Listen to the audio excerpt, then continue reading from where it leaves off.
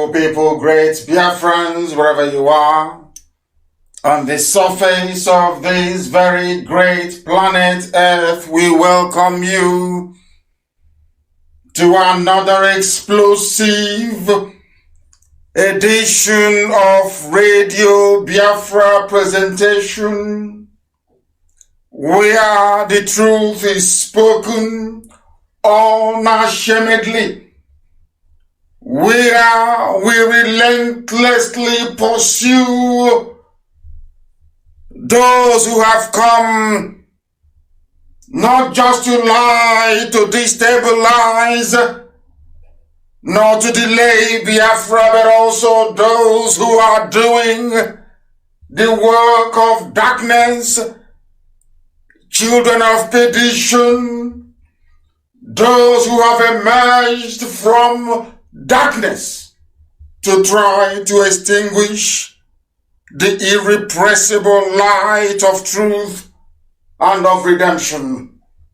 We have come that Biafra may be restored in truth and in every honesty, because we are spotlessly clean, because we are without any blemish, because we are whiter than white and whiter than snow, because before we came there was nothing like us.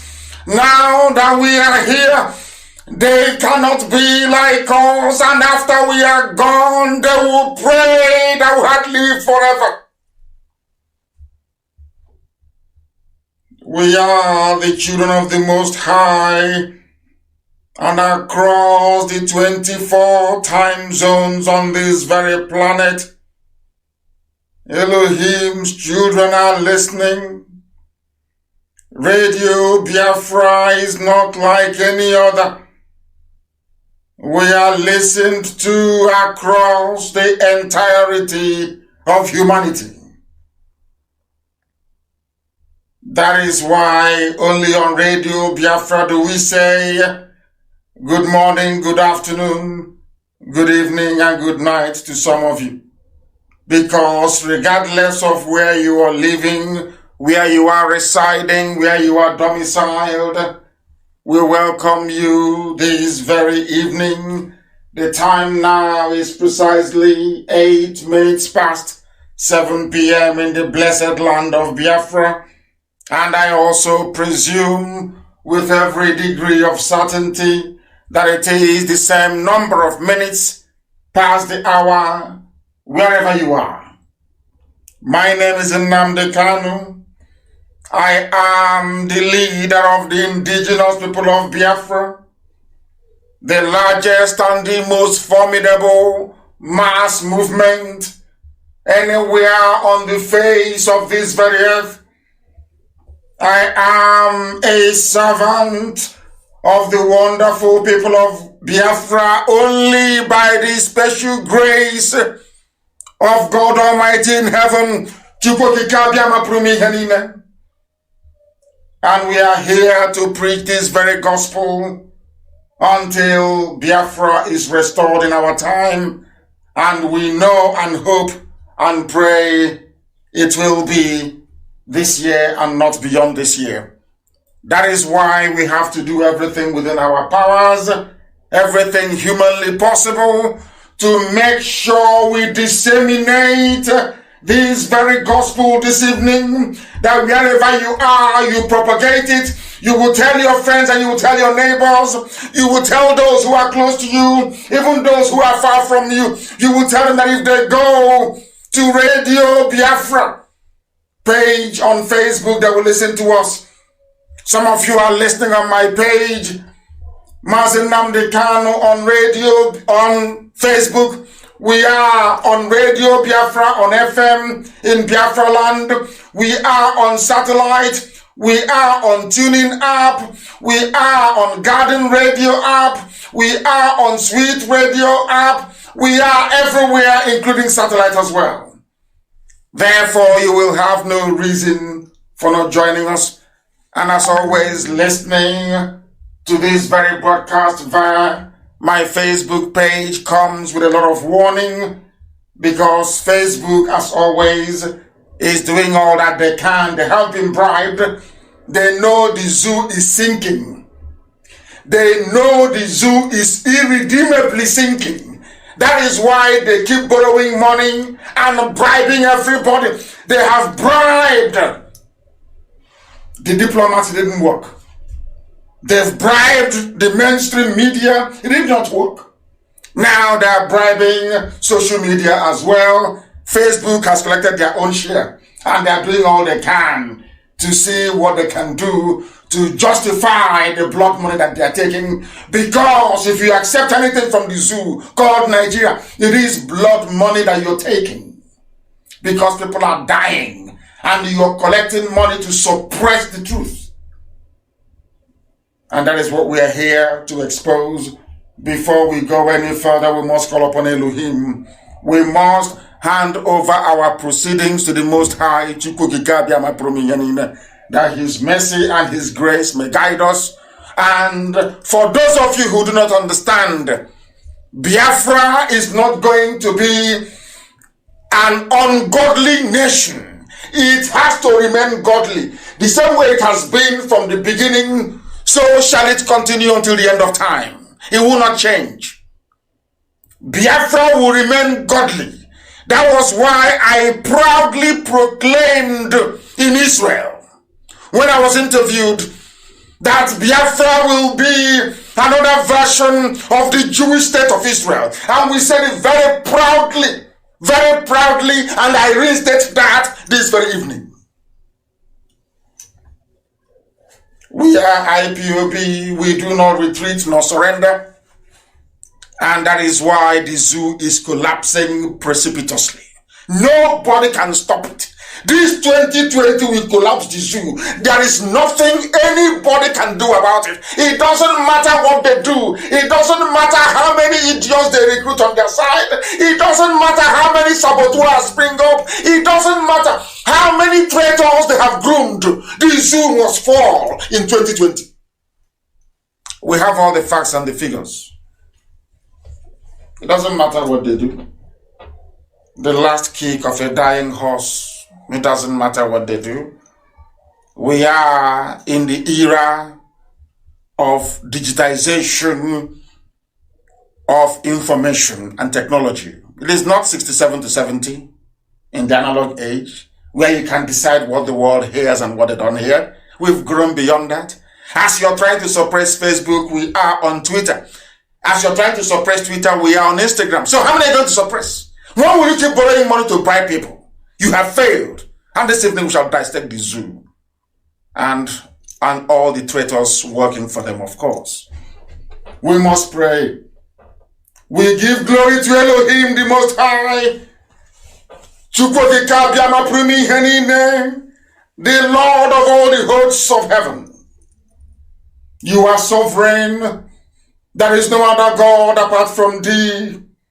Every knee bow before your throne of grace. Because your name, O Elohim, is that above every other name. You are God, the Creator. You gave life to man. Man is nothing before thee. Because you are supreme and you are almighty. You are the Creator of this very infinite universe, of which we inhabit only a speck of dust. For earth is mere speck of dust before thee. But you remember your children. You did not abandon Israel. You will not abandon Biafra because you're a God of your words. That is why we call thee the sovereign Savior. You have saved us from the Janjaweed before, 300 years ago, and this very generation, having recognized that you are the Almighty God, for we do not worship any idol. We come before thee as we do any time before we preach, to ask for your guidance and your protection. We have asked, O Heavenly Father, that you may give sense to us where stupidity currently exists, because we love thee with all our strength. because you are the Lord of our rock and the God of ages. You never change. You do not change from age to age, from generation to generation. That was the secret you discovered, and that was why you blessed IPOB. That was why you said that Biafra will come in our time, because we have given you all the glory, not to any man, not to any graven image. Only to thee do we bow, Heavenly Father, because you are the God of our strength, and indeed we trust. We do not trust in mortal flesh. We do not trust in a carved wood somewhere. We only trust in the God of our ancestors. The same that this time you will do it for us once again. You are our shield and the horn of our salvation. You are our stronghold, and we call upon thee this evening because only you is worthy to be praised. No other God apart from thee. You are one and indivisible God. Everything that is created, you created it. But nothing created you because you are God. That is why you save us from the hands of our enemies. That is why the same way you saved Moshe, you saved Yahweh. The same way you saved Elijah. That is how you will preserve IPOB. That is how you will make sure that Biafra is restored and the zoo called Nigeria is crumbled beyond recognition. Because all around us is evil and darkness. But your light has continued to shine upon the face of your children. That is why this very day you have done us proud before our enemies. They have fallen on the right and on the left. The only thing we are waiting for is for the announcement that the zoo is no longer viable. And that is very, very imminent. Because they cannot hold the secret anymore. The world now knows. Due to the diligence and intelligence you have given to us, out of the abundance of your grace, the whole world now knows that Buhari is dead, that Asorok is finished. They know it. May you grant us the fortitude, the humility, and the grace to continue to work tirelessly for the restoration of your kingdom upon the face of this very earth. And that kingdom is Biafra as it was in the old. That your name may be praised, exalted, adored, and honored forever and ever, we pray. He say, this evening, without further hesitation, we must proceed to preach. Our enemies are vibrating. Right now, they are panicking because they know we are whiter than white and whiter than snow.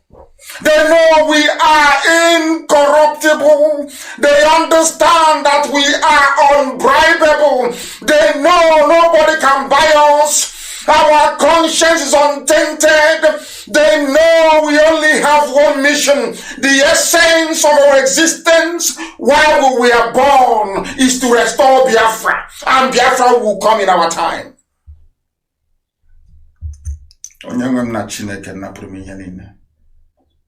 My Lord and my God in heaven, this evening we shall preach the gospel that Elohim has mandated should be preached to the children of men on this very earth, that the truth may always prevail.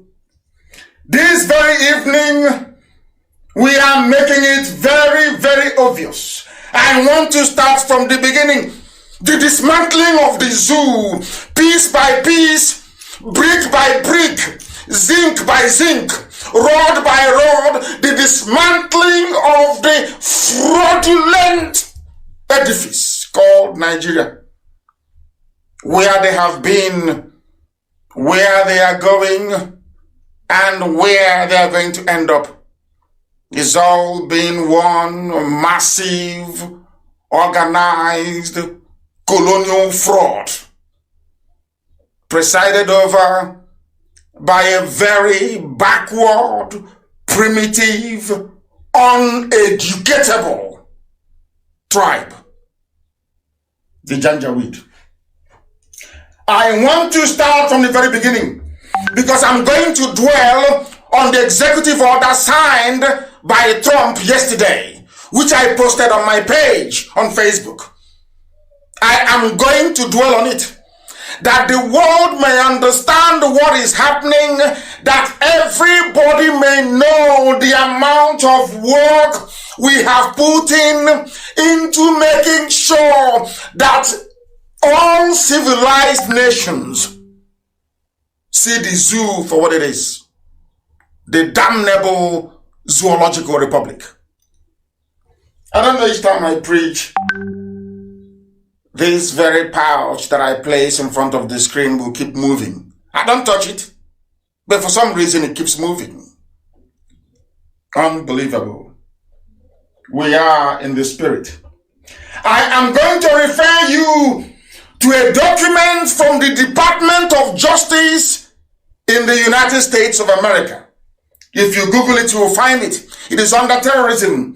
It is called DOJ, that stands for the Department of Justice in the USA, issued unanswered call to action on Boko Haram. You may be wondering why I am going back to 2016 to start our program this very evening. It is very, very critical that you follow this presentation methodically. You have to be able to reason things through. Don't mind what Facebook are doing.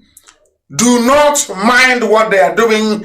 They have been paid to do what they are doing, but they cannot stop us. Be rest assured. They can't. Because people are listening across YouTube. People are listening on Radio Biafra app. They are listening on Simple Radio. They are listening on even Sweet Radio. They are listening on Tuning. They are listening on via our FM. They are listening via satellite. It doesn't matter what they do. It doesn't matter. If they kick us out, which they are planning to do, we shall return and preach the same gospel. Now listen carefully. This publication is called DOJ issued unanswered call to action on Boko Haram. Now follow this very carefully. I want to let you understand what the Fulani Janjaweed are doing. I want you to understand that they are in concert with some Democrats and some apparatchiks in the US. I say the truth. People in the State Department in America, for many years, they have been bribed by the Fulani. For very many years, they took the same bribery to Obama. They gave money to Obama. They bribed the former US President Barack Obama. And right now, he will be shocked how I came to be in possession of this very critical information. And that is why Facebook is messing up. They don't want people to hear it, but people are listening all across a plethora of platforms. So it doesn't matter what you do, because we must preach it. And why am I talking about Obama? I want to tell you that the agreement between the British and the Fulani has collapsed. And the only person that collapsed it is Trump. I want the world to understand this. The only person that collapsed that devilish arrangement whereby the Fulanis have been guaranteed in perpetuity, the advancement of their hegemonic interest right across the whole of West Africa, not just in the zoo. As long as Britain gets their free oil, as long as there is enough money to pay every successive director of the United States Department of State, as long as there is enough money to bribe all ambassadors coming to Abuja. Before that, it was Lagos. As long as they have enough money, they were prepared to do anything they like to kill as many people as possible, to run the government into the ground, to bow like there is no tomorrow, to display their mediocrity at its very worst. Yet they remain in power. It was Obama that brought in Buhari before he died. It was the same cabal at the U.S. State Department. United States State Department in Washington.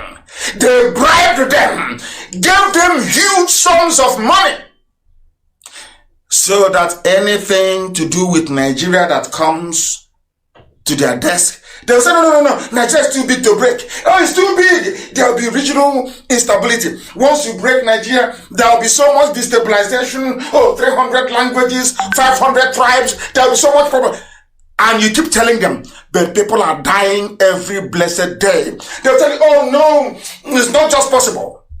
Nigeria is too big to fail. That is what they keep telling us. Do you know why they say that to us? That Nigeria is too big to fail? Because their pockets have been lined with money.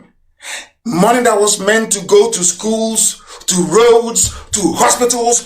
Nigeria Fulani are using to bribe diplomats. They are using it to bribe people inside the United States Department of State that now Pompeo is heading. Fact. As I said, they'll be shocked how we come across this. Let's continue very, very slowly. Now, this is a publication by a highly regarded investigative journalist, J.C. Derrick. He was trying to argue in 2016, why did it take so long for the Democrats to label or to tag Boko Haram as a terrorist group? Having seen what they have been doing to people, if you compare that to how IPOB was tagged a terrorist group without weapons, having not carried out not one single terrorist attack, and the speed with which they got it, that will tell you all you need to know about the influx of the Janjaweed into our land today. Listen very carefully, please. The Department of Justice, that is DOJ, forcefully argued the United States government should designate the Nigerian group Boko Haram a foreign terrorist organization in January 2012. Nearly 2 years before the State Department finally acknowledged this threat. In other words, as Boko Haram were killing and bombing and massacring people, those people in United States State Department, in the payroll of Fulani, not Hausa Fulani, but Fulani, kept blocking every move to designate or to recommend that Boko Haram should be designated a terrorist group. Mind you, most of them are white people. They took bribe from the Janjaweed, the Fulani, people now coming to kill everybody in the south. They took money from them in order to delay the designation of Boko Haram as a terrorist group. Now listen carefully. Documents obtained shows that Obama administration officials recognized that Boko Haram was very, very deadly. But under Hillary Clinton, they refused to acknowledge the damage that Boko Haram was doing on people. Even as the victims were multiplying, as they were bombing and killing Christians in the north, Hillary Clinton did nothing. Obama did nothing. And when they got the report to designate them a terrorist group, they said no.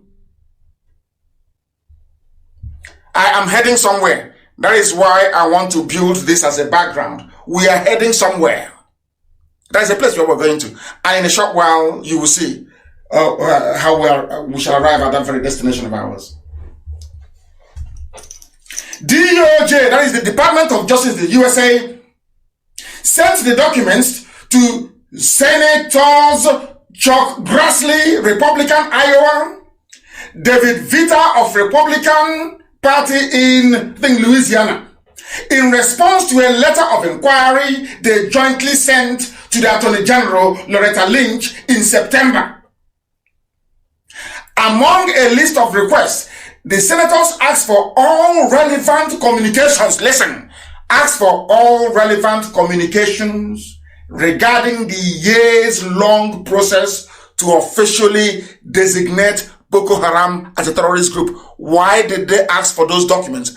Because the senators realized that money had been exchanging hands. Some people were reluctant in the State Department to recommend the designation of Boko Haram as a terrorist group. Due to that very reluctance, the senators wanted to know, why did you delay? When no, should I say, useful answers were forthcoming, they decided to ask for all the documentation between Nigeria and the State Department to be made available to them.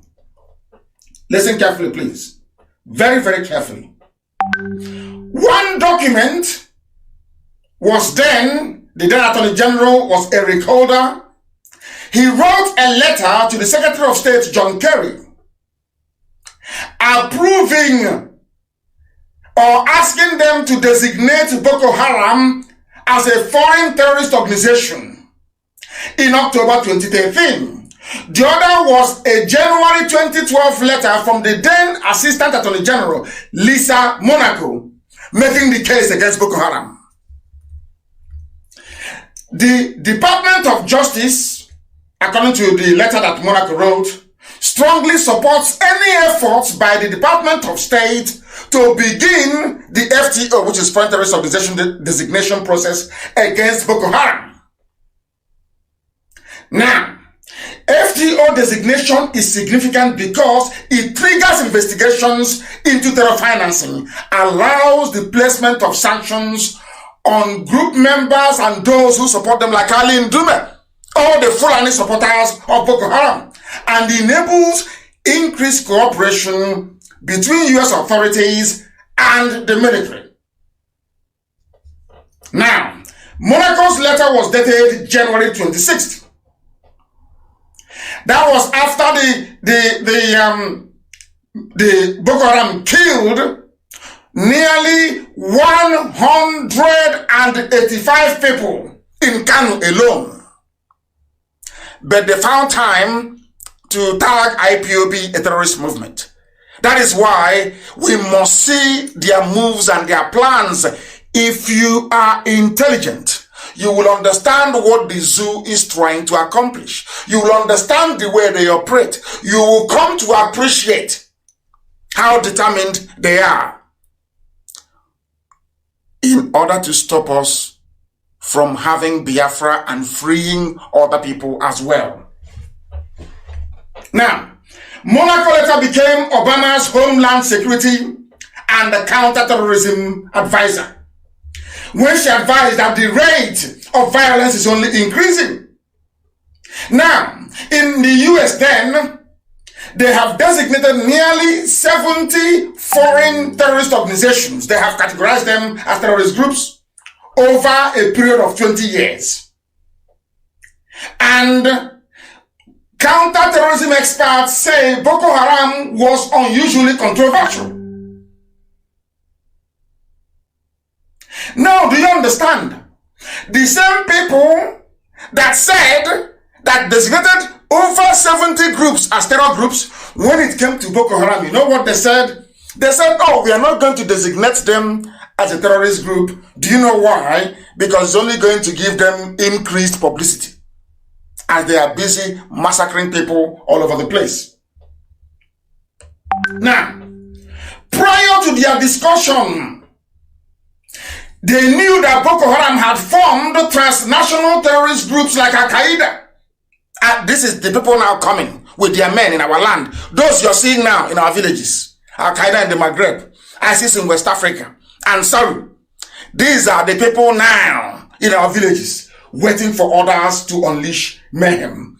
And do you know what this document said? As far back as 2012, it said that their mission was to spread violence across West Africa. So what is happening today in our land? The well-planned, well-orchestrated move to push Janjaweed fighters into the South was recognized in the USA in 2012. in 2012. What you're seeing today was highlighted in 2012 in the USA. Now, the question is, why did it take so long to designate Boko Haram as a terrorist group? Even then, Senator Grassley, a Republican, that's the one thing about Republicans I don't quite, they're always on the path of, I wouldn't call it righteousness, of doing things right. Some people don't know that he was a Republican, Abraham Lincoln, that put an end to slavery in America. Not a Democrat, a Republican. And you know the funniest thing? It was the Democrats who were the ones that used to own slaves in America.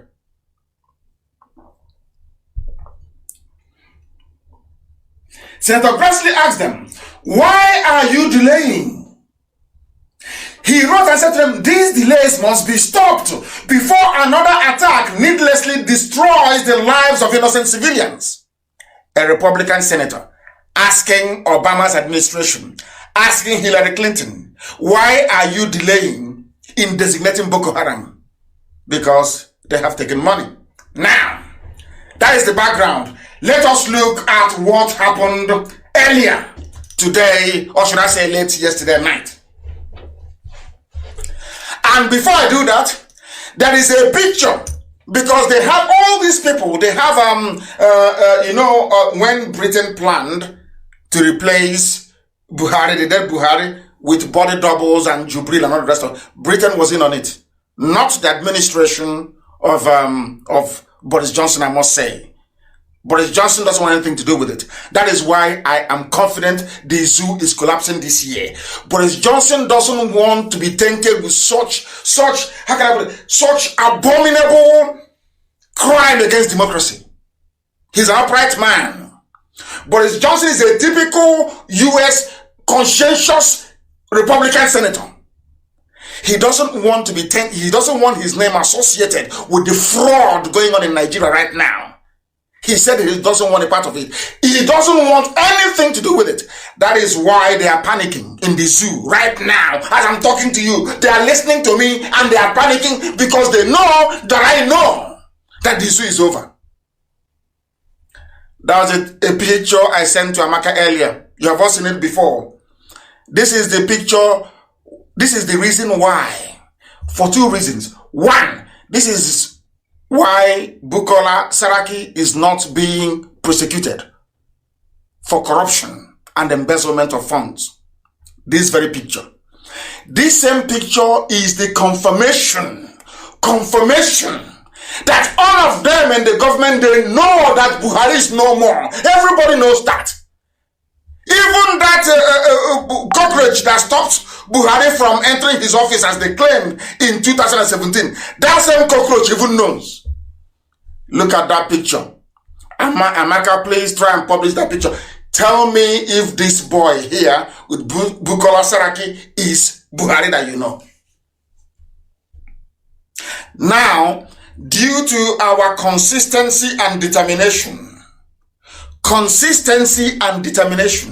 the whole world now knows that Jubril replaced the dead Buhari.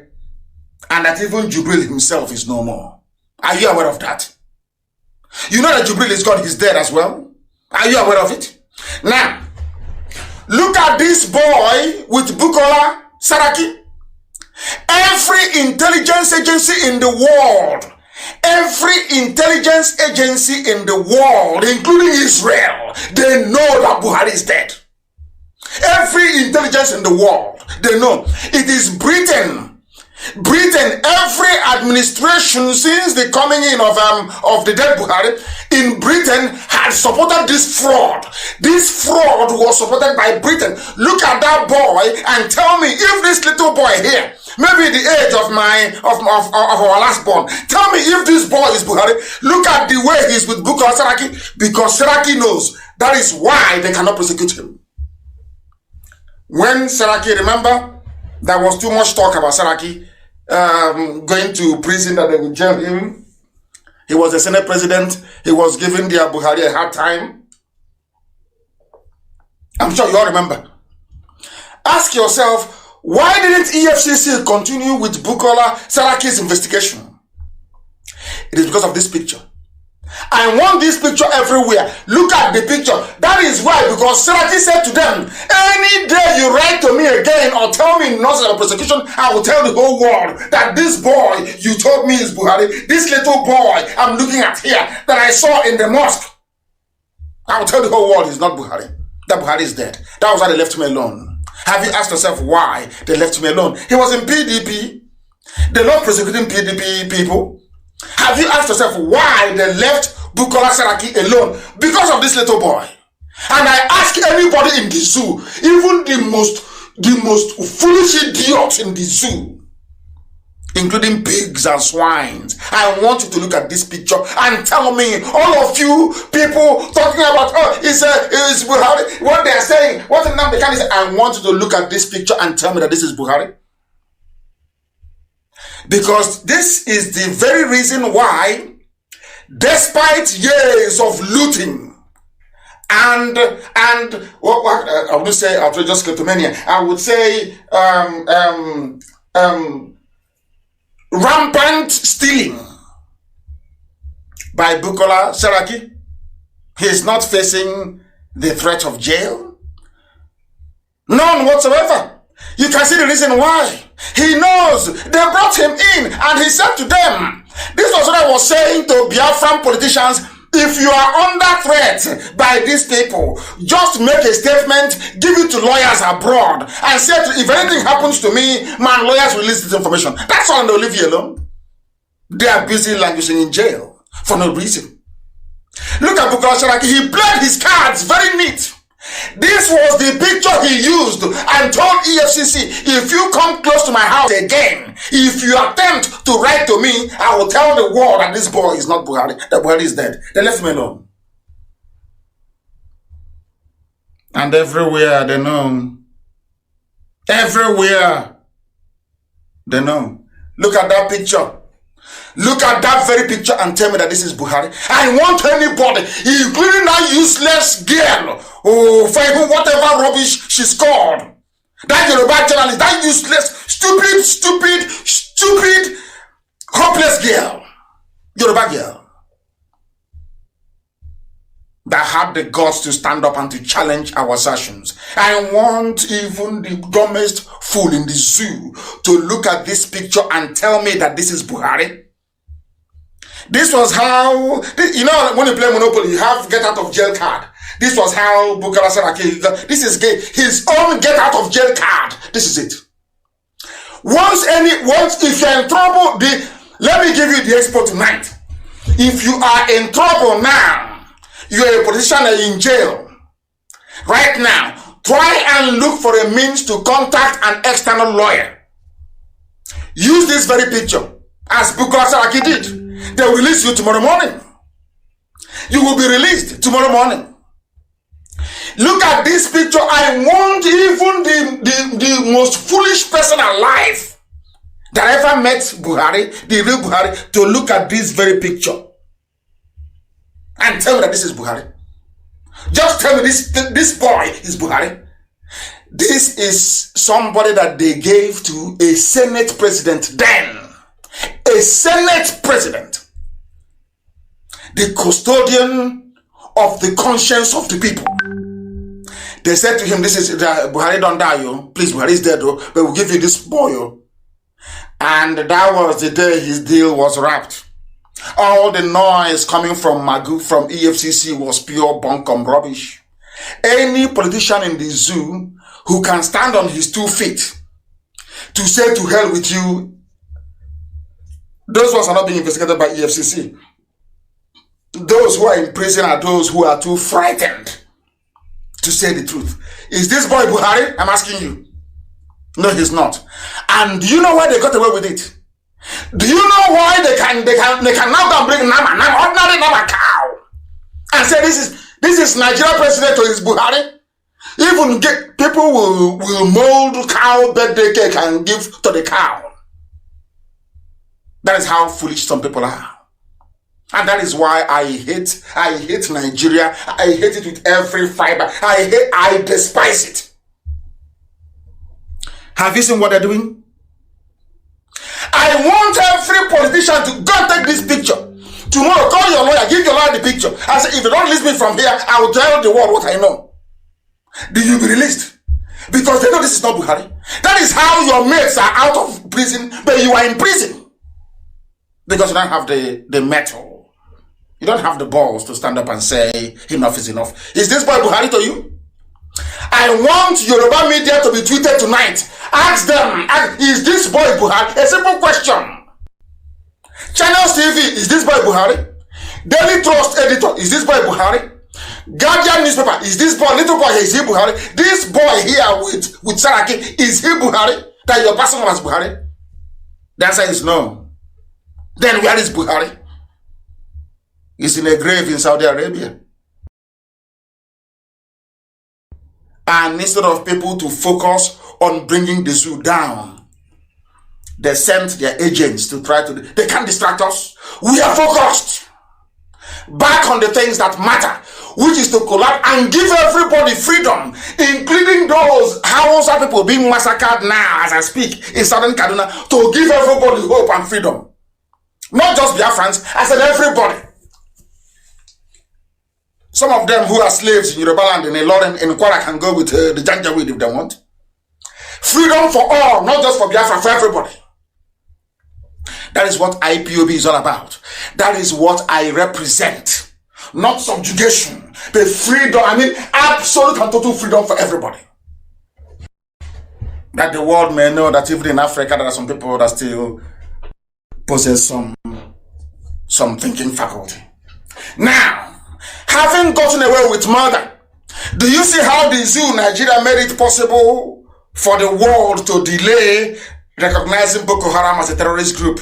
Whereas it was Igbo governor, so with Ohanese, they were the ones who invited Abba Kyari to proscribe IPOB. I hope you're following. Nyewodo and his group with Igbo governors invite, that is, oh my goodness. I don't want to mention Sabo tonight. The governors, they invited them, come and they prescribe. They went to Nick Electric Resort, had a meeting and prescribed. But Boko Haram, to tell you how ingenious the Fulanis are, they even went as far as bribing white Americans in America, because they were the ones that set up Boko Haram to fight Jonathan. To make life horrible for Jonathan's administration. Fulani were busy bribing people in America, bribing them to make sure that Boko Haram is not recognized as a terrorist group.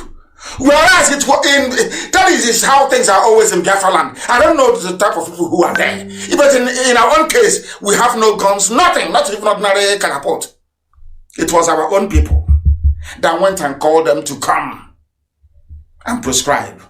What does that tell you about your suffering and your pain? That's why I said that God wants to teach people a lesson, a very bitter lesson, so that in the next 200 years, the stories will be told when they say, oh, why, Daddy, why do we have a mosque in our village square? Then they will say your ancestors, they will refer to Modo, they sold us out.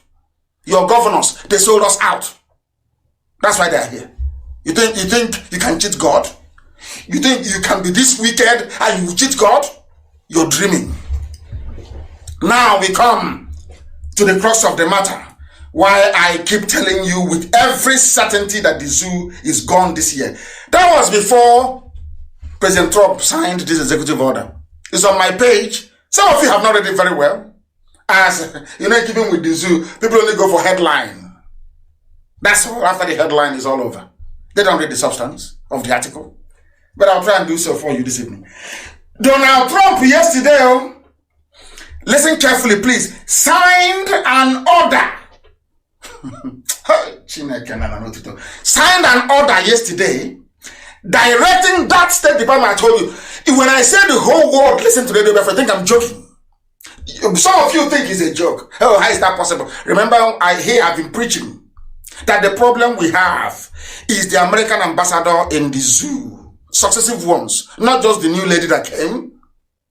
And I also told you that the State Department, people, oh, don't say it. You are, I said rubbish. As long as it is the truth, I must speak it. It doesn't matter who is affected. Once it is the truth, I am under divine instruction that I will speak the truth always. Even if that truth leads to my death, you must speak it. You must preach the truth always. And I did. I told you live on air. State Department in America, we've been going to USA. Anytime we get too close to State Department, something will happen. Something will always happen. Senators are fine. Lawmakers, congressmen and congresswomen, they are fine. Anytime it's time to go to State Department, something happens. 4 times, meetings were arranged between me and officials of the State Department. Last minute, something will happen. Either that the coffee pot on their laptop or something happened. I came back and I told our people in DC that something is wrong with it. Something is wrong there. Go and investigate it.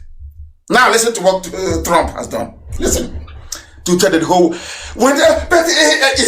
you going to get Biafra on Twitter, on social media? You know, people who didn't go to school, they don't understand. They don't know how these things work. They have no clue. You know, zoo is very, rather than actually enriching or enhancing your capacity to learn, what Nigeria does is to infuse in your brain what I call a primitive code of reasoning. Very primitive. And I feel sorry for them. Listen carefully, please. Trump signs order directing State Department, USAID, to take action on global religious freedom. Because of course they cannot say Biafra, because they cannot be seen as encouraging seen to be encouraging the division of a country. That is a no-no, is a no-go area. So you can find any other flowery diplomatic language to wrap it around, but you cannot use the word break. You can't. Now listen. President Trump on Tuesday quietly signed an executive order directing the State Department to take more concrete, that same State Department, remember carefully, directing the State Department to take concrete action in countries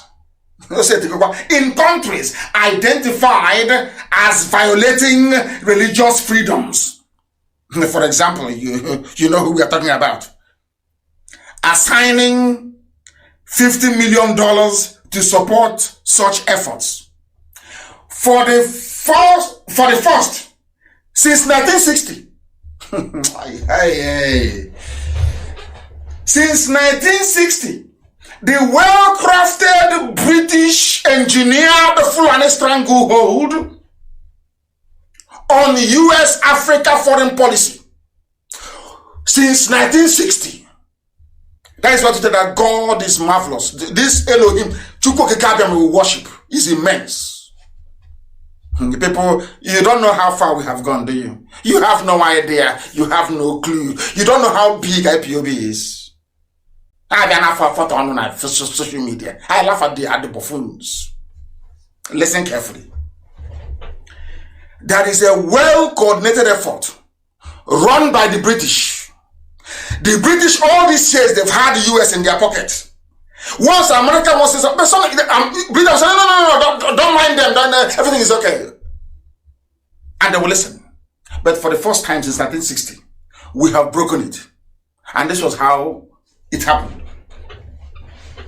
As a result of our tenacity and consistency, because I never let go.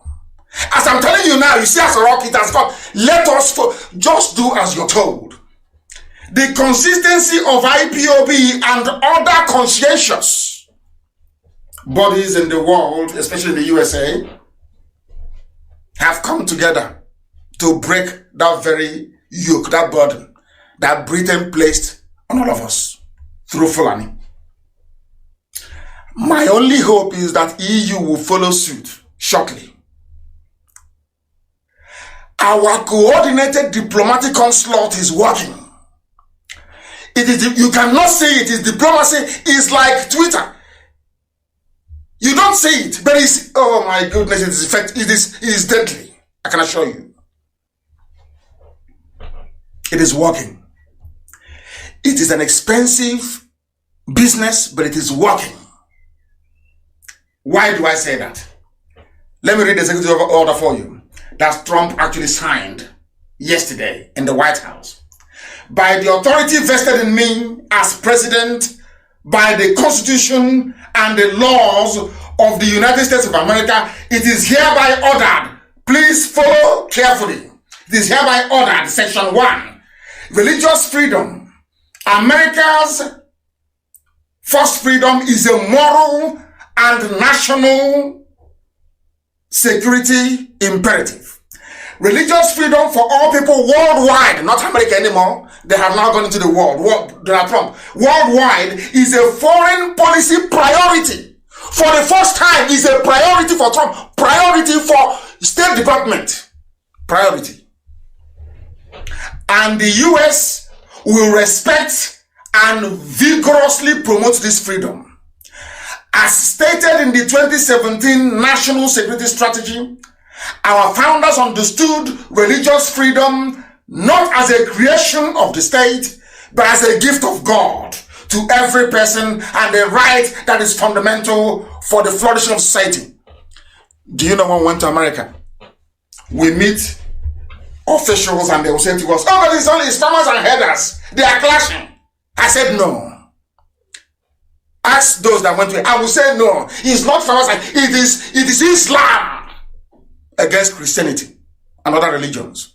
They said, no, it's farmers, there is a problem, there is a drought. I said, no. I proved it to them that it is a well-organized, well-funded, well-coordinated Islamic onslaught on the South. Meeting after meeting. Meeting after meeting. In some cases, we will be in Washington for a week. Meeting after meeting, the same thing. I never change. The same view. All I will tell them is nothing to do with farmer herder clash. No, these people are coming to take our land, to burn churches, to destroy our way of life. And now it has gotten to the main man himself, and he signed this yesterday. We'll continue. Now, Trump said, I am going to prioritize international religious freedom. He gave them time. He said, within 180 days from yesterday, that's why I said, within 180 days from the date of this order, from yesterday, 180 days from yesterday, the Secretary of State shall, in consultation with the administrator of the United States Agency for International Development, that's USAID, develop a plan to prioritize international religious freedom in the planning and implementation of United States foreign policy and in the foreign assistance program of the Department of State and USAID. He is now giving order direct to State Department. Do you know who they are? They are the ones that ship ambassadors all over the place, including one in the zoo. They must now prioritize this. Whereas before, every diplomatic dispatch from Abuja to Washington has always been, it's a farmer herder clash. Fine, no more. It will not be investigated. If once an ambassador says it's farmer herder clash, it will be investigated. That was what we achieved. I give Elohim the glory. But we worked tirelessly hard for this to come to pass. Listen very carefully, please. This executive order, if you don't know, called for the advancing international. And it is now asking the State Department to fund programs that promote and protect religious freedoms abroad. How do you protect against the Janjaweed with AK-47? We'll come to that later. Trump continued. Foreign assistance funding for international religious freedom. The Secretary shall, in consultation with the Administrator of USAID, budget $50 million every year to support those who are fighting for religious freedom and a breakaway from the suffocating influence of what I can only call religious tyranny, to be honest with you. Religious tyranny, that's what it is. That's what it is. To help ensure that such groups, listen, they said, we are giving you this money. We want you to use it to make sure that distinct communities are protected, to promote accountability, so that those who are perpetrating them will be held to account. All this is Fulani Janjaweed promoting like El Rufai. Those funding, he's gone, he's finished. He is finished. He is gone. All the people that are supporting, when he said, we paid them in Southern Kaduna to stop killing people, that was the end of him. Once coronavirus finishes, he's in big mess because of this thing that Trump signed. All the perpetrators, all those that support people who go about murdering and slaughtering people because of religion, that he's a gunner. He's a gunner. Maybe he'll run to Dubai. And I know that's what they're going to do. Once the zoo collapses later on this year, they'll all run to Dubai. That's what I know. This money, USA though, this money is going to go towards improving safety and security in churches, especially in the Middle Belt.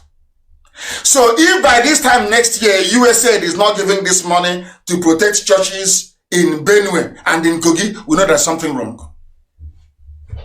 It is here. In case you don't know, it is here. It's written in black and white. In black and white. Now,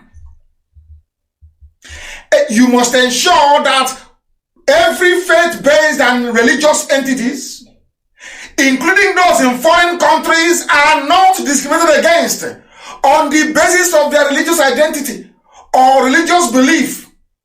You cannot anymore. No longer in the zoo. From yesterday.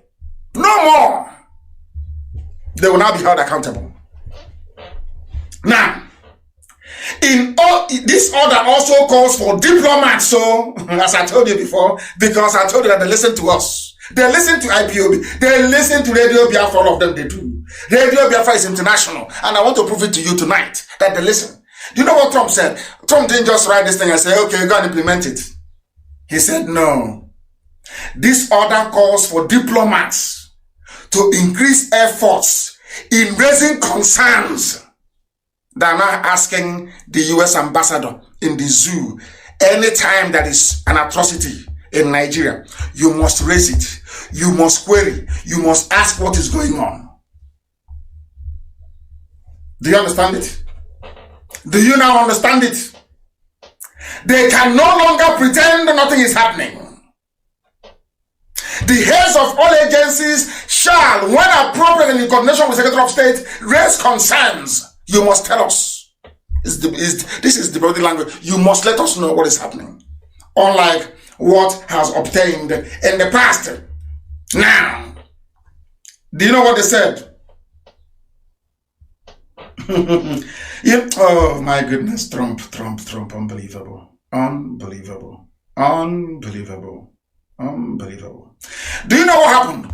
Because of what we've been saying, he now said, maybe the officers don't have training on how to report on all these things. You know what Trump said? Trump said there's going to be training for all officials.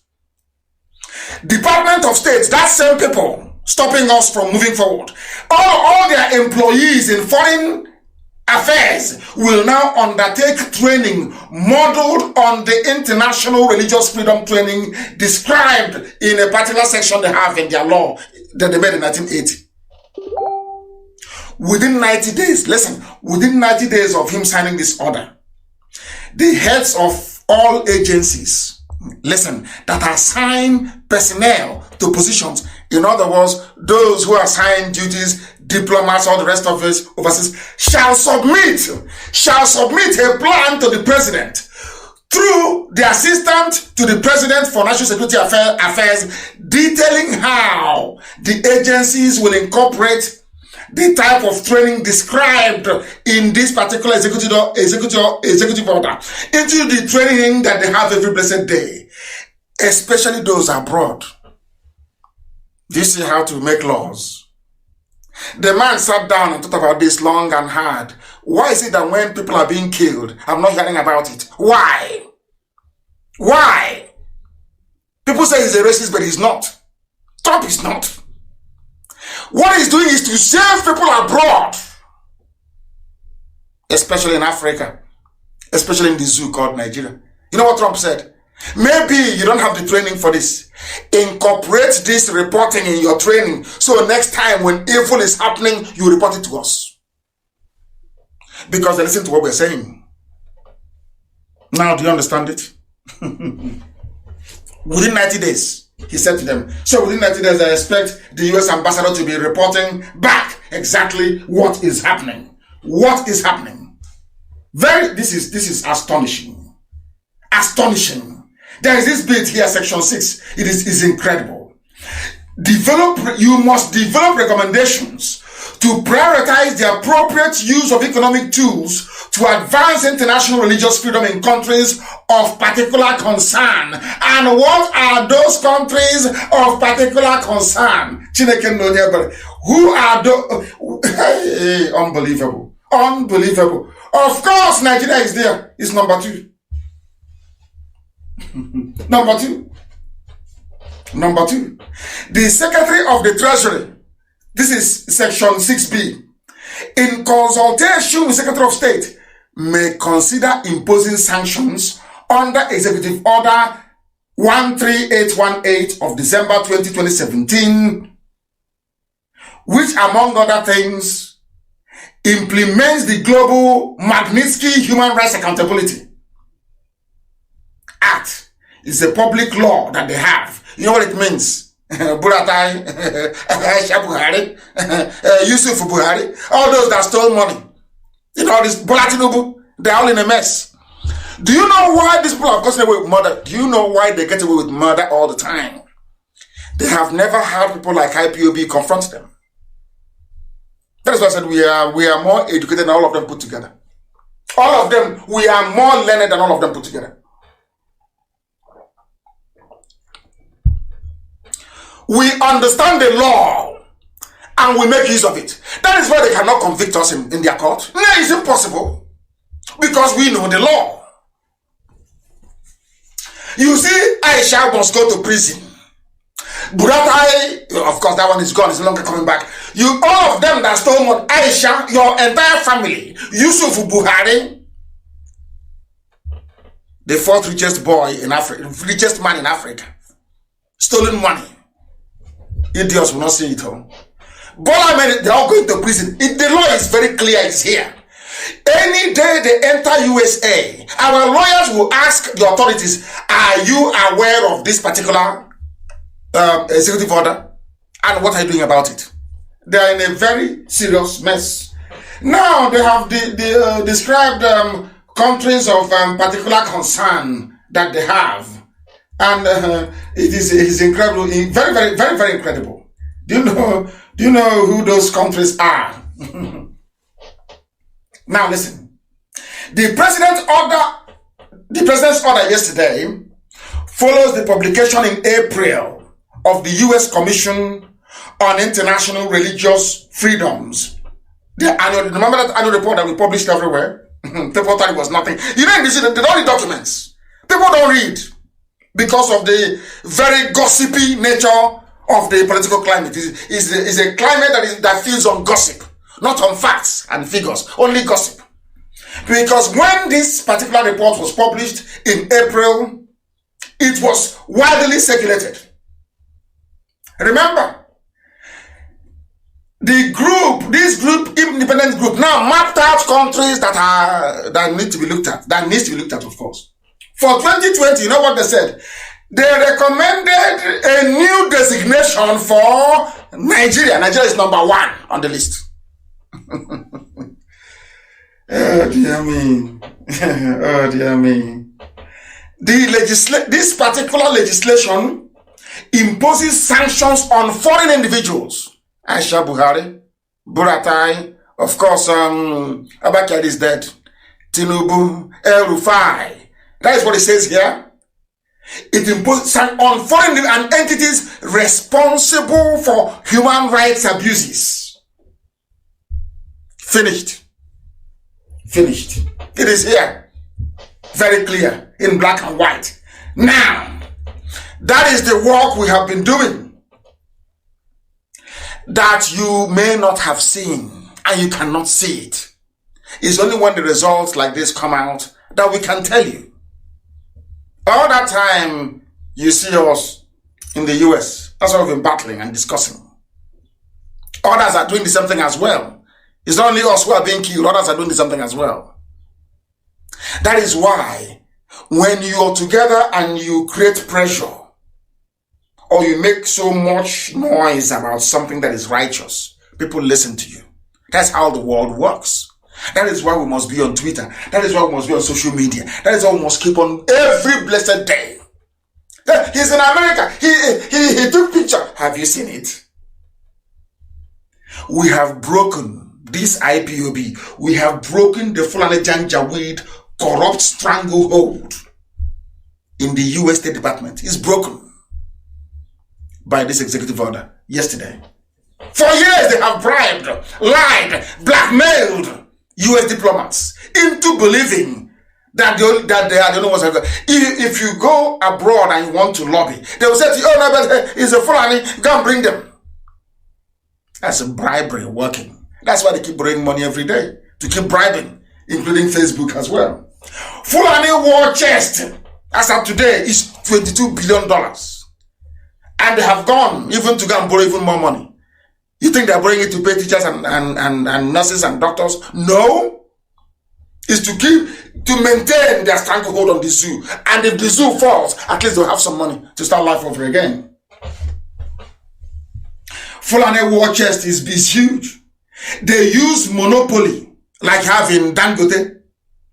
They use what I call state interventionist policies, like the banning of stockfish from Aba. No more.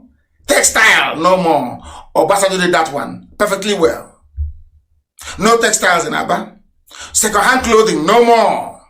No stockfish. Whereas before we can go to Iguacha and bring in container into Aba, no more. Closed, sealed. Economic strangulation. So that all the wealth, all the concentration of the, if you want to make money, you go to Lagos or you go to Abuja, you go to Kanu or you go to Kaduna, you go to Zaria, you go to Sokoto, or you go to Bauchi, or maybe Meduguri. A deliberate economic policy that some people cannot see, that makes me wonder why people still talk about one Nigeria if you're a Biafran. I don't understand it. Iguacha Seaport is not working, Calabar Seaport is not working, Amechi is busy building a railway line between Ibadan and Lagos so they can make him president. He's daft. Sarawiwa tried it and they ended up killing him. Do you see how they roll? Do you see how they have managed to make you poor? To hold you down in perpetuity. And those are the chains IPOB is breaking. But sadly, some traitors cannot see it. You cannot see it. Look at what they are doing. All the money spinning and lucrative sectors of the economy, you only have Janjaweed, the Fulani there. Is it a surprise? NNPC, customs, the oil sector, anywhere that money is coming in mining, everywhere there is money, you have Fulani there. You think they're doing it because they love you or they want to serve in office? It is called economic stranglehold. They're holding it. The same way they held America since 1960. It's only this year that we broke it. This year, all these years we've been working. I called it diplomatic strangling. I would destroy the zoo diplomatically. And this year hasn't happened. Did you not hear me when I said I used the phrase diplomatic strangulation? Didn't you hear me? Didn't you hear me when I said it? Is it not happening now? Is it not happening now? I'm asking you. Hey, Elohim is in heaven. When I say Elohim, forces of darkness, they flee. I must call upon the Most High.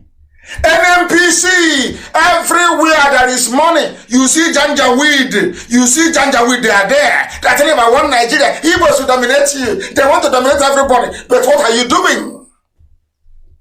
You are destroying people, not dominate. You destroy. Because listen to the psyche of an average zoo animal. Because if you're a Nigerian, you're a zoo animal. Let me tell you why you're an animal. You killed Biafran people, 5 million. Because you claim, of course, firstly, of course, that Nzobo carried out an Igbo coup and killed a few northern officers. Is that correct? How many was killed? Very few. Good. How many people have died under the rulership of these Janjaweed people since Buhari took over? How many people? These are people who paid. El Rufai paid money to terrorists. They said they're from Mali, from Chad, from Niger. He said, I paid them, our misguided brothers. A president so-called calling terrorists his misguided brother, or his brothers, so to speak. And you all forgave him. If I'm to go by the rubbish you're doing in the zoo, and you voted for him again. How many people have they killed? How many? Who created them? Who are their sponsors? These are the people that named Buhari at one point as the chief negotiator when he was alive. He was the one that said an attack against Boko Haram is an attack against the North, which Tinubu paid Google to remove. But we have the picture caption. You forgave them, voted for them again. But you cannot forgive an Igbo man because an Igbo man led a coup that killed less than 50 people. But you can forgive a man that is presiding over the wholesale slaughter of villages in broad daylight. Do you see how warped the brain of a Nigerian is? Do you see why I hate the word? That name Nigeria makes me sick. Not because when a buffoon says new Nigeria, I want to start vomiting. This is why I hate Nigeria. You can forgive a man that came out and said, Boko Haram are my brothers. They are misguided. If you attack them, you are attacking me. Yes, you can forgive such a man and claim to have voted for him again. I say he's a good man.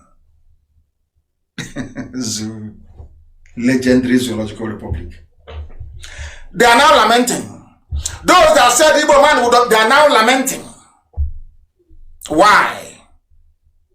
There is a saying where we come from. Some people thought we have to try and be against we are fighting our freedom here. You have to do well to be seen to be against your own flesh and blood. I said flesh and blood. The same DNA. The whole Niger Delta nonsense. People raised with money stolen from abandoned properties. Shame! Shame! Because of shame, they can't come out. Because there's something called Oriko. I don't know if some of you who are versed in our ways, in our traditions. You can't steal from your brother and come and dine with him. You will die. Is what is holding some of them. So when you see them say, we are Niger Delta, please forgive them. It's ignorance and fear. One day they will apologize. One day they will apologize. But that doesn't remove the fact that anybody saying they're Niger Delta, they're foolish. I'm being honest with you. You are. Look at it here. Do you know why I say you're foolish? Look, the same reason why you chose the name Niger Delta is to give the impression that oil is coming from our land. Let's look at what is happening in the zoo. Pandev wrote letter. It's now a thing of joke. You are begging. You're no longer strong though. When it comes to Biafra issue, to Igbo issue, to uniting our people, you'll be rolling your mouth like a bombed pipeline. You'll be gushing oil, you'll be running your mouth like a fool. You run your mouth against those running NMPC, you cannot. You can't, because you're a coward. All of you are. Now listen very carefully to this. These are the list, these are the names of the people who are managing NNPC. They said, this is what we are avoiding. We don't want an Igbo man to dominate us in Biafra. They will dominate everything. Now I want to ask them, in Nigeria, are you not being dominated by the Fulani? Are you not? Are you that foolish? You can no longer see? When it comes to Biafra, every idiot, those with fake names, those with fake accounts from everywhere, they will crop up the writing rubbish. Of course, mind you, most of them are fake accounts run by Fulani people. I must warn everybody before you start, getting high blood pressure over it. Those are people from Fulani or those fathered by them during the war. This was the trick they played with Hausa people. Oh, we are Hausa Fulani. When there is nothing like Hausa Fulani, absolutely nothing. A Fulani man is different from Hausa man. Different in every way. We are Hausa Fulani. To tell you how evil Fulani is, they hide behind the Hausa and the Hausa language and committing all manner of atrocities. Is Hausa Fulani. The same thing they are doing. Oh, your Niger Delta, don't agree, oh. Your name is, don't agree, oh. This Biafrans, don't agree, oh. Now, we want to go and check and see who is running the lives of Niger Delta people. We want to go and see. So I can read it for them, they can hear it. Oh yeah, people. Now, listen, the death of my Kanti Baru he's not from Niger Delta, mind you. He was the group managing director of Nigeria National Petroleum Corporation. That same NNPC that led some people to say, we don't want to be part of Biafra, yes? Who was managing it before? My Kanti Baru. Not Tamu Notonye. Because here I preach the truth. But most of them they prefer to be pipeline security guard. That's their contract from Jonathan's time. 400 million naira every year contract. Poverty is a disease. It's a very big disease. Very big disease. A review of the top 20 executive positions in the corporation, NNPC, the same NNPC that made some people to deny who they are, the same NNPC that made some people to say we are Nigerians, we are not Biafrans. The same NNPC. And who is in charge of NNPC? Are you listening to me? The group managing director is Melek Yari. Chief Finance Officer Umar Aliyah, Chief Operating Officer Yusuf Usman, Chief Operating Officer Corporate Services Farouk Garba Said, Chief Operating Officer Refining and Petrochemicals Mustafa Yakubu. The list goes. It sounds like a list from Dubai. After going through all these names, I kept asking myself, are you sure? Are they Africans? Are they Africans? These people here. Musa Lawan, Omar Ibrahim, Mustafa Yakub, I can even understand. Abdul Kader Ahmed. Are these African names? It sounds Arabic.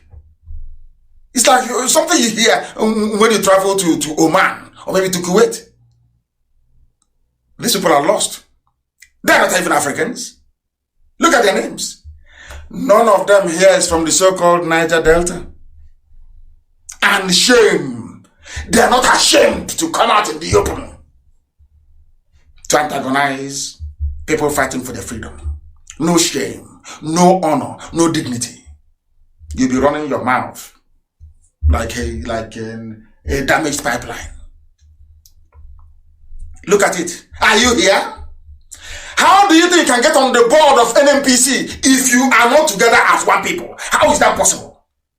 Because Fulani knows if they go it on their own, they will not succeed. Fulani hid behind Hausa and call themselves Hausa Fulani as a political bloc. They became unstoppable. Can you reason? I'm asking can our people actually try to think for some time? Had Fulani started in the beginning to say, Fulani, Fulani, they only started shouting Fulani when they had gained foothold everywhere. As emirs, as governors, as senators, as murderers, as terrorists. They now said, oh, we are now Fulani. Before, I think you used to call them a Hausa Fulani. It was this same radio Biafra that told you, no, it's Fulani that is causing the damage. Now they're coming out from where they are hiding to say, oh, we are now Fulani. We rule. Guys, and they have dumped Hausa. Hausa is now on the floor. Doing Babiala as usual. Doing Alimajri as usual. Because what they want to do in our land was exactly what they did to the Hausa people. We will give you your leaders, your governors, your traditional rulers, your PGs. We will tell you who will be your PG in your village. So when we start to repress you, you will have nobody to run to. And we shamefully bought into that rubbish. And as they are doing, so are they raising saboteurs everywhere. Sabo from everywhere. And I'm saying to Sabo, every saboteur, every traitor working for the zoo, it doesn't matter what your religion is. Look at Awasa. Awasa should teach you a lesson. What Fulani did to Awasa, they will do to you, even worse. Look at all the names here. Like something from as you're landing in Dubai, you hear all these names. They are the ones running Niger Delta. And they are oil. Niger Delta. I don't know how people can hate themselves so much that they don't want to see the light. You don't want to see the light. Can't you see it? This is where they get the money to bribe American diplomats. From here. Because they need to, for you to pay a diplomat $1 million once they arrive, you have to have money now. How are they going to make it? They know maybe if a Yoruba man is here, maybe somebody from somewhere, if they say bring that money, let's bribe, you say no. But they plan themselves very well, arrange it very well. It's their job. Customs, they are there. Air Force is there. Everything you can think of, they're there. So they can keep subjugating you and you cannot see it. And you'll be saying, I'm from Niger Delta, I'm a Nigerian, I'm a proud Niger Delta. Hi. May Lord have mercy on your souls. Only 3 top positions we allocated to the whole of the South. The rest, they took everything. What can you do? Maybe you write another letter tomorrow from Pandef, Mr. President. Can I please beg you to, but you cannot write to beg an Igbo man. But you can write to beg a Fulani man. Do you see how foolish? Do you see how inferior people have become? From so-called Niger Delta. Do you see how inferior you are? Pandef is now behaving like a kindergarten child has been flogged many times. That could he said, oh, I want more. They flog you. Now you're there. You're no longer a PhD holder. You're no longer, the agaba of your village. Oh, he said, dear President, dear Mr. President, you are a good man. God brought you into power. You are doing very well. You love everyone. You are a father to all. Please, can you give us at least 1 position in NMPC? Sabo everywhere, saboteur. You see the price of sabotage. Niger Delta, when you look at this list of everybody in NMPC, do you see the price you're paying for sabotage of Biafra? Do you see it? Saruwa paid with his life. Fulani will come and twist your brain with the help of Yoruba media. They twist it very well. They polish your brain. They twist it. And you think you've arrived. Until they deliver you. Do you see your brain? Now, Pandef, that the chairman is Edwin Clark. Now that you're writing a groveling letter begging for position, are you remembering your days of treachery, as some of your children are doing today? And my curse on you is that the same way you're begging Fulani, and I can't do it. I don't want to let him to be upset with me. I don't want you to get him to upset with me. I can't curse you. Instead I will have cursed you. and say to you that your children will write letter to beg Fulani the same way you're writing. When you were betraying Biafra, do you know that one day you'll be begging? All of you betrayers, we know who you are. All of you who are agents of the North, we know you. It doesn't matter how much noise you make or how important you feel. You are nothing. You are a simple Fulani stooge, you are an agent. You are nothing. You're nobody. The same, what you're doing now was what Edwin Clark did in 67, 68, 70, betraying his people. Today, he is now writing a letter begging, dear President, can you please consider one of our children to join the board of NNPC? There is nobody from here. What you're doing is not good. There is God, oh. Oh dear. Zoo. Zoo.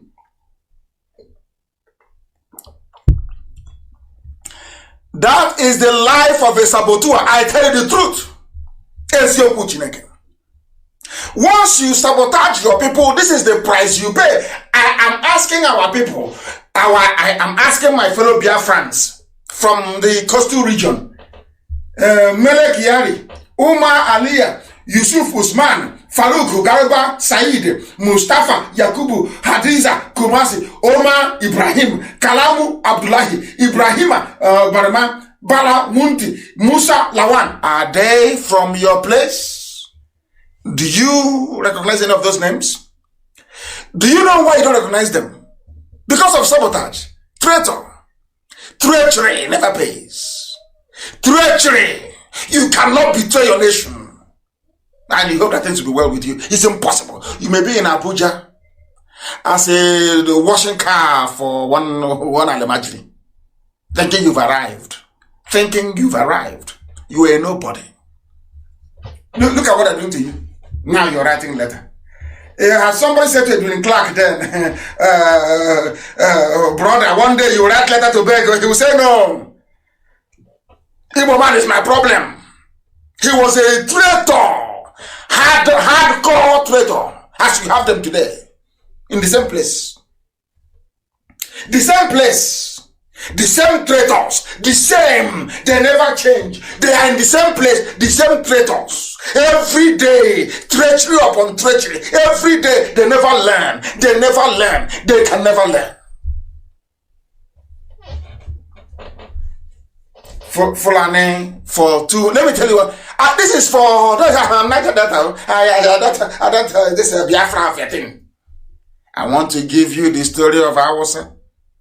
Hausa, they are Muslims, genuine ones, not fake Muslim. They are genuine. You know, there is Islam that is instigated, or should I say, prompted by hunger. Islam, hunger. These are people that knew Islam before the Fulanis came. And they behaved exactly as some of you are today doing, traitors and saboteurs, thinking they are serving their family and doing very well. Now I want to use, they call themselves Hausa Fulani, don't forget. In fact, they even put Hausa first before Fulani. Not Fulani Hausa, but Hausa Fulani. Let's see what is happening to Hausa people. It has been happening for them for nearly 200 years. Hausa people thought they were smart. They said it's happening now. When the Fulanis came in Gobe, they groomed saboteurs amongst the Hausa people. Exactly the same typical pattern. Our people don't listen because they don't read history. You don't understand. You are ignorant. An average Nigerian is a bundle of ignorance. No matter the level of degree they possess, they are useless. They are hopeless. Completely hopeless. I want to teach you what you don't know. I will teach you as if you're in a kindergarten, so you learn. I want to tell you there were those practicing Islam before the Janjaweed came. Before the vulture Udele led them from Futajalon to Gobe. A vulture led them. A vulture. That's to tell you how evil they are. A vulture led them to come to Gobe. They started by grooming some of the local Hausa people. Oh, let's fight corruption. Your leaders are bad, though. They have attacked them all. Then there was no Facebook or Twitter. Maybe the Twitter they had then was Furadununu, that thing they used to carry Furadununu. Oh, your leaders are bad. Don't. These are people who are so hardened. Fulani is so dedicated to their mission and their goal that they gave out their wives and their daughters to sleep with Arab slave raiders. Do you understand? The people you now have in Asorok, I'm giving you raw history that is priceless. Fulani you see in Asorok today to tell you how determined they are. When the Moors came, when the Arabs came to come and take slaves from Africa, because they were the first to come. It's not today that we started being stupid, black people from Africa. Our stupidity dates back to antiquity. They came to carry us. You will see maybe 2 Arab men. He will come and he will tie a whole village with one rope and lead them across the Sahara Desert. Oh dear me. Even till today in America, they are kneeling on our neck and killing us. And I ask myself this question, why don't they kill Asians like that in America? We're always black people. But we'll get to that later.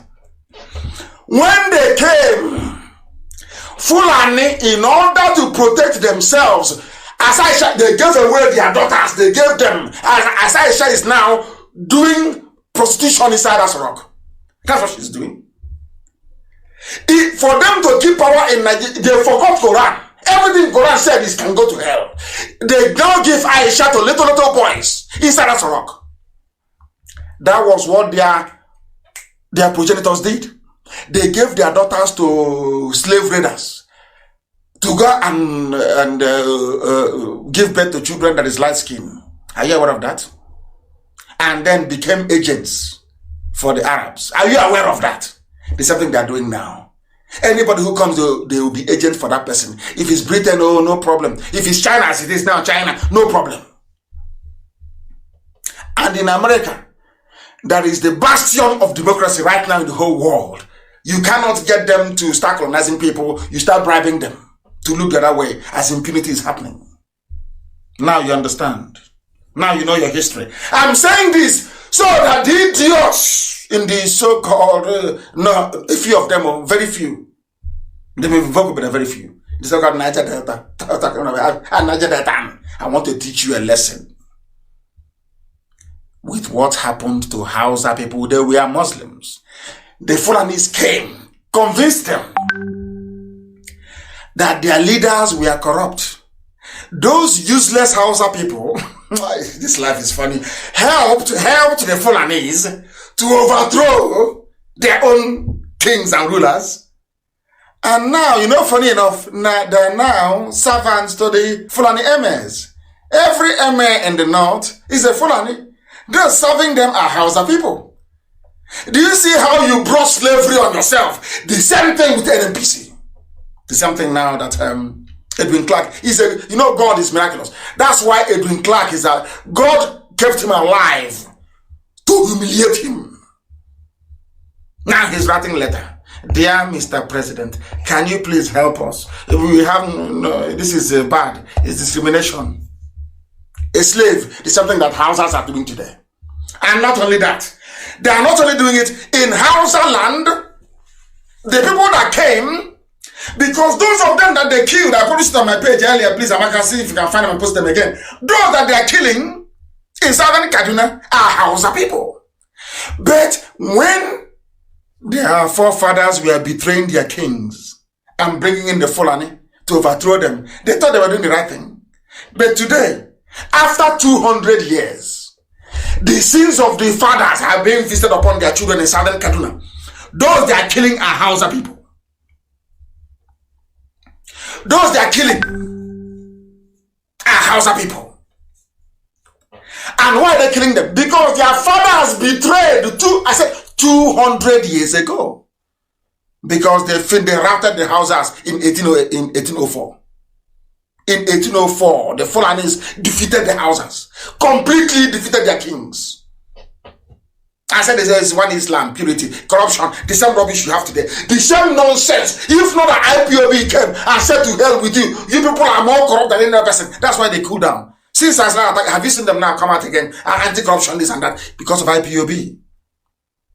Because of that is why they are jealous. They know we are formidable. They know, they know how strong we are. They know, they understand it. Our adversaries, they know. Our enemies respect it. Since I started with the case of Audio Zakal, have you had EFCC is to probe anti-corruption? Have you heard it since then? Oh, dear me. That's why they don't. That's why they hate IPOB. They hate us so much. They hate us so much. Because we are formidable. I am telling our people, if you fail to key into Biafra, look at what is happening in Southern Kaduna. And what happened there anyway, to start with? What happened in Southern Kaduna? Let's hear more. I'm not suspecting. Fulani headsmen. Fulani, remember, they used to be called Hausa Fulani. That's the first part. So they went for Hausa Fulani. But listen to Fulani, but my God. Our people are so daft. Our people are so daft. So daft. And my boss says, message from heaven. As I preach that, as you hear it from my mother, it's gospel. Gospel. From heaven. Who is that more? Who is the? I don't lie. And I'm at class, I don't lie. I don't fear any man. So why would I lie to you? I don't lie. I don't. Because you can't do anything to me. If I tell you the truth, you can't do nothing to me. You can't do anything to me. Let me tell you what 200 years of worth of betrayal brought to Southern Kaduna. Late yesterday. Fulani headsmen invade Southern Kaduna community, hack women, children to death. This is a gift from 200 years ago. Betrayal. That's what they're still paying. Southern Kaduna. And somebody said, an eyewitness, we were just walking up when the headsmen came around 5 a.m. They came with weapons and started chopping people to death. It's not funny, but that's what Trump is against. You see that? Do you know the funniest thing? The US ambassador will not relay this thing back to State Department in America. No, of course not. She has taken her own cash. That's why they keep borrowing. 40 billion here, 30 billion there, 80 trillion there. They keep borrowing. Because as they are frightened, Fulani thrives on terror. They can't fight a war. They are not warriors. They are not. Believe you me, they are not. When Ottoman Danfodio came, Ottoman Danfodio convinced Hausa people to fight their kings. The Fulanis never fought. They have monarchies of Hausas. That is why I make the Hausa race is a very good race. They are good people. I keep saying it morning, noon, and night. Hausa people are good. Very, very good. Arguably the best people in West Africa. Hausa people are very good people. By nature, they are good. If you see any bad Hausa person, no, there is a Fulani blood in that person. No Fulani is nearby. Hausa people are good. Very good. Now, but they were foolish 200 years ago to have allowed the Fulanis to come to defeat their kings. Today, they are paying. They are being hacked. Hacked to be... These people are evil. Fulani. And you say to a British diplomat, can't you see what is happening? Oh no, it's water scarcity in the Sahel. And I said to the man, this terrorist put a knife to somebody's throat. He said, no, it's water resources. I thank God that Trump has listened and has done something about it. And we're not going to rest there because they'll be pumping more money to officials of State Department. They will be pumping more money. They will hire even far more formidable consultants. They will do that. They will go to PR agencies. They do everything. CNN, their budget will increase. Look at the death of one man in America. The whole world is at a standstill. But people are being slaughtered every day like chicken. Every blessed day. Every day. Not one single protest. Not one. And when IPOB come out, he does, I think it's, you're protesting. You want to be killed. You're protesting. Go and bring your children to protest. You see, stupid people. But nobody's asking those protesting all over the world, oh, go and bring your children now. Do you see the way a black man reasons? Do you see how warped? Do you see why we are slaves? Do you see why because of the way we reason, the way a black man reasons is astonishing. Astonishing, I tell you. I tweeted it earlier. I tweeted earlier that I endorsed the protest going on in America over the horrendous killing of George Floyd, which is dreadful. And the Nigerians protested.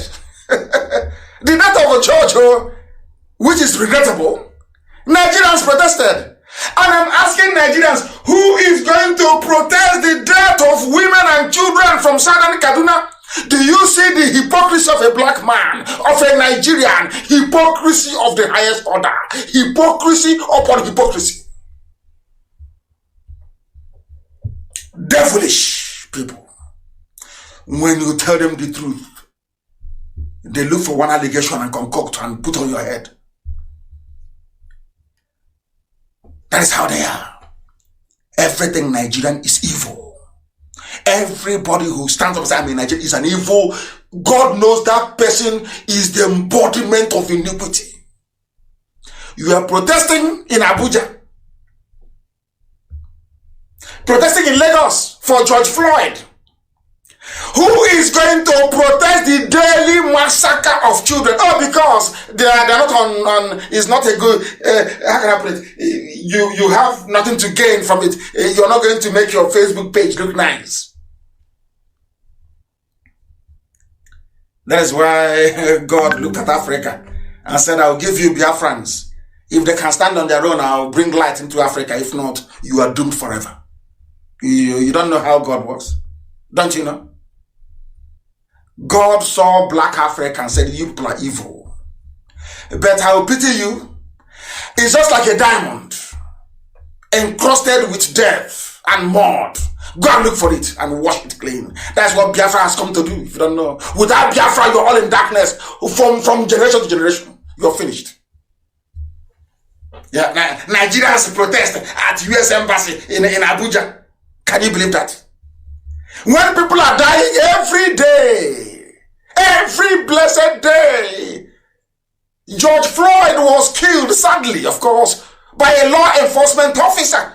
But every day in your zoo, somebody is being shot dead at checkpoints for no reason. And you have not protested. Hey, this UG, black people. Black people. Oh dear me. Oh dear me. Oh dear me. This we never learn. How can we?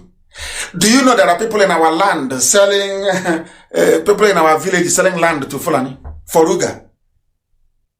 They gave Mietiala 100 billion and they're spending it very wisely. They have their CFO everywhere. I mentioned Obunike. People get hesitant, it's not Obunike. What is that Nama doing there in Obunike? What is he doing there? Who lives there? Oh, they have come. They will just sell the cattle. After a while, they go. They think they are talking to children. We are kids, yes? I came armed with facts and figures from history. History that you cannot dispute. Look at all the idiots in Africa and all those making mouth about Biafra, origin of Biafra. Have they not gone quiet? What do they know? Are their brains empty? They know nothing. Those asking us about boundary. Have you heard from them again? They've all gone to sleep because they are dumb. Their brains are empty. They think if you swallow half a dictionary and you're talking rubbish, somehow that confers upon you some degree of superior intellect. Doesn't make any sense to me. We all can speak very purified English, but it's for people back home to understand what we're saying. That was why we dumbed it down a little bit. That's all. We know what we're doing, and our message is sinking in, and that's the most important of all. Dara. In our land, they are selling it all. Your so-called PG and the Igwe Eze, they are selling our land. They are now selling it to Fulani. And when you ask them, they deny. God, they deny it. They deny in broad daylight. You see men lying. There is a video evidence. You are looking at the video. You are looking at Igbo land. You are looking at cattle. Nama is there. And 5 years ago, there was no Nama there, no cow there. All of a sudden, there's a cow. Or 2 or 3 or 4 or 5. And they are putting up structures. Oh, leave it. It's not, but it's oh, yes, we have them, but not what you said. But can you see the video? Are you blind? Can't you see? Hey, we keep deceiving ourselves all the time. And now what is happening? As I will not tire of reminding you every day, I was in America. 2015, I asked for help to buy ammunition, and because I opened my mouth to ask our people for help, that made me a criminal. I said, but why? You didn't give me any money. I said, you shouldn't have asked in the first place. And now, I want to read this to you. It's called Penny Wise, Pound Foolish. Stupidity of the highest order. I told you about black people, including some Igbo as well. Our stupidity is legendary. Useless. We are hopeless. That is why every other part of the world is moving forward, and blacks are always falling backwards. I have asked this question before. It is very sad that George Floyd was killed. But have you asked yourself, why are Indians not being killed in America? Asians? Why are Chinese not being killed? Why are Latinos not being killed the way they're killing black? Why? And you're in the States jumping up and down because of George Floyd. When black on black violence in America is oh my God, out of this world. The figures. Because we are blacks, we never tell ourselves the truth. The truth is so painful, you don't want to hear it. As black on black violence in America, have you ever rallied to stop it? Because of the way we reason. The presidents, this is according to some newspaper, the presidents general of town unions in the Southeast have asked the people to get ready to defend themselves. There's something I said in 2015. In 2015, I said it. In 2015. Now, those in the village are saying the same thing. Yet we don't learn. We don't learn. And how can God love you? How can you say that God will love you with this way of reasoning? Now, the PGs are now asking for defend yourself. So we are just going to no organization, nothing. The Fulanis are organized. The Nigerian army is helping them. They've come equipped. They've had sleeper cells in our villages for 40 years. And you say just like that, flippantly, go and defend yourselves. Just like that. And go and defend yourselves is how you're going to resist an army that is equipped, fighting with their agents on the ground. With the agents on the ground. Because those coming, they have friends in Biafra land. The Janjaweed, they have friends in Biafra land. They have friends. Their job is to divert your attention away from what really matters. With trivia, more or less. With nonsense. And some of you fall for it. Their gimmicks, their games. They fall for it. You fall for it, rather. And that's why we are where we are today. Defend yourselves. See, when your Ezes have sold our land, your Igwes have sold our land, the same PG calling for self-defense has taken money. Who's going to defend us then? My phone will not stop ringing. It's IPOB. Come, IPOB, come. And I keep asking them, how can I defend you without guns and bullets? How do you expect me to do it? How? But as I told them then, it's now too late anyway. It's now too late. Even the bishop has written, a man that I have immense respect for, Anthony Obinna. He's a good man. He has written. He's the Archbishop of Owerri, Roman Catholic Archbishop. You must go and defend it. Same theme. Go and defend yourselves. But I saw this thing in 2015. And I told you they are going to come. I was very certain. I said, they are coming. I didn't say maybe I saw a vision. I was in a dream. No, I didn't say any of those. I said, I know they are coming. It's in their nature. They will always come. If they fail, they will try again. That's how they're programmed. They're like a piece of software. It's wired in their DNA. They must come. Now, haven't they come? Have they? How come none of the saboteurs is making reference to what I said in 2015? Traitors. They can't. It will put them to shame. And he was in America, said, no, that it's one Nigeria, that they have one hotel where prostitutes are lodging in Abuja. So because of that, it want to spoil their business. One has a face me, I face you in Abuja, in Lagos. So why should I support Biafra or defend our home? But it has come. And I feel sorry for you. You are pompous and you act. Why won't I be arrogant? Why won't I be pompous? Did I warn you? Did I not tell you before? What did you say? What did you say when I told you that they are coming? What did you say? What did you do? All you did was to betray, to go and call her back here, to bring Buratai, to come and kill as many of us as possible. There is a saying also where I come from. And there's no decay anymore. Has that ever occurred to you before? You've not heard about that before in the village. Let's kill the hero. Let's kill the hero. Let's drown. Something that requires a hero to defend the people has come. Now you start running around looking for a hero to defend you. You want to go to war with the Janjaweed. There is no general. You have no general and you want to go to war. Or you want somebody who works with them to lead you in battle. Like Afonja did in Ilorin. The big is Afonja. So you don't know?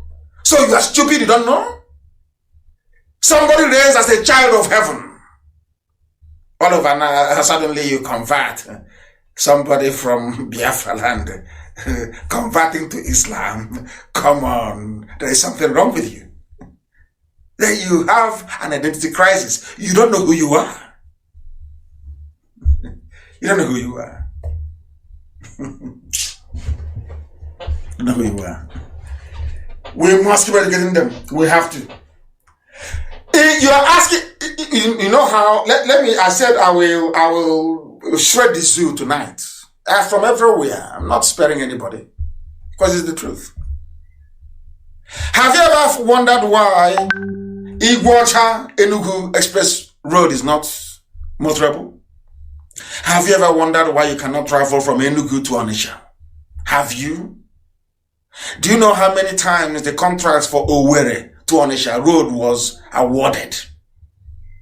Do you know why Owerri Road hasn't been built? Do you think they were not awarded? Is that what you think? Do you see that? I know there is marginalization, I know that. Do you think all these years, even when Jonathan was there, that no money was given for Enugu Iguacha Expressway? Money was given. The people you call your leaders, they ate the money. But they're not criminals, so. No, of course they are not. But the person who is saying to you, prepare, Fulanis are coming, is a criminal. But the person that took the money meant for the reconstruction of Iguacha to Enugu Expressway is your leader. Do you know who took the money? Do you know? He's a cremado. So you don't know. So he's our leader. Why you say? But he was the one. You claim he's your leader, But he was the one that pocketed the money meant for Enugu to Iguacha Express Road. Why can't you understand? He was part of the people that took the money for Enugu to Onitsha. Are you deaf? Are you blind? Are you foolish? But he's your leader. He's an elite. He's your Igbo leader. Do you see why blacks are a bit strange, especially from Africa? They're a bit funny. Everything is upside down. Everything is upside down. Somebody said he's your representative. He is in the Senate. Money was allocated to build a road. They took the money, they put it in their pocket. He comes back to the village. He says he's your leader and you're hailing him. I'm asking you, are you not insane? Are you not foolish? Anytime you're traveling, having accidents and dying on Enugu-Iguacha Express Road, it's a Premado that is the cause of it. Or you don't know. Or you pretend you don't know.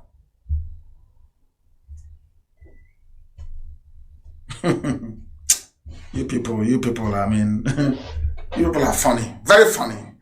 Do you see the difference between you and white people? Do you now see the difference between Black Africa and Asia? Do you see the difference between Black Africa and South America? It's not that God made them any special. The only difference is how they reason. That's all. Simple common sense. They manage to get, it's called enlightenment, common sense. How they know how to reason properly. That this man, we gave you money, which is commonwealth, to build a road that benefits everybody. You put it in your pocket. You must be a bad man. But in Africa, you're a hero. Do you see the difference?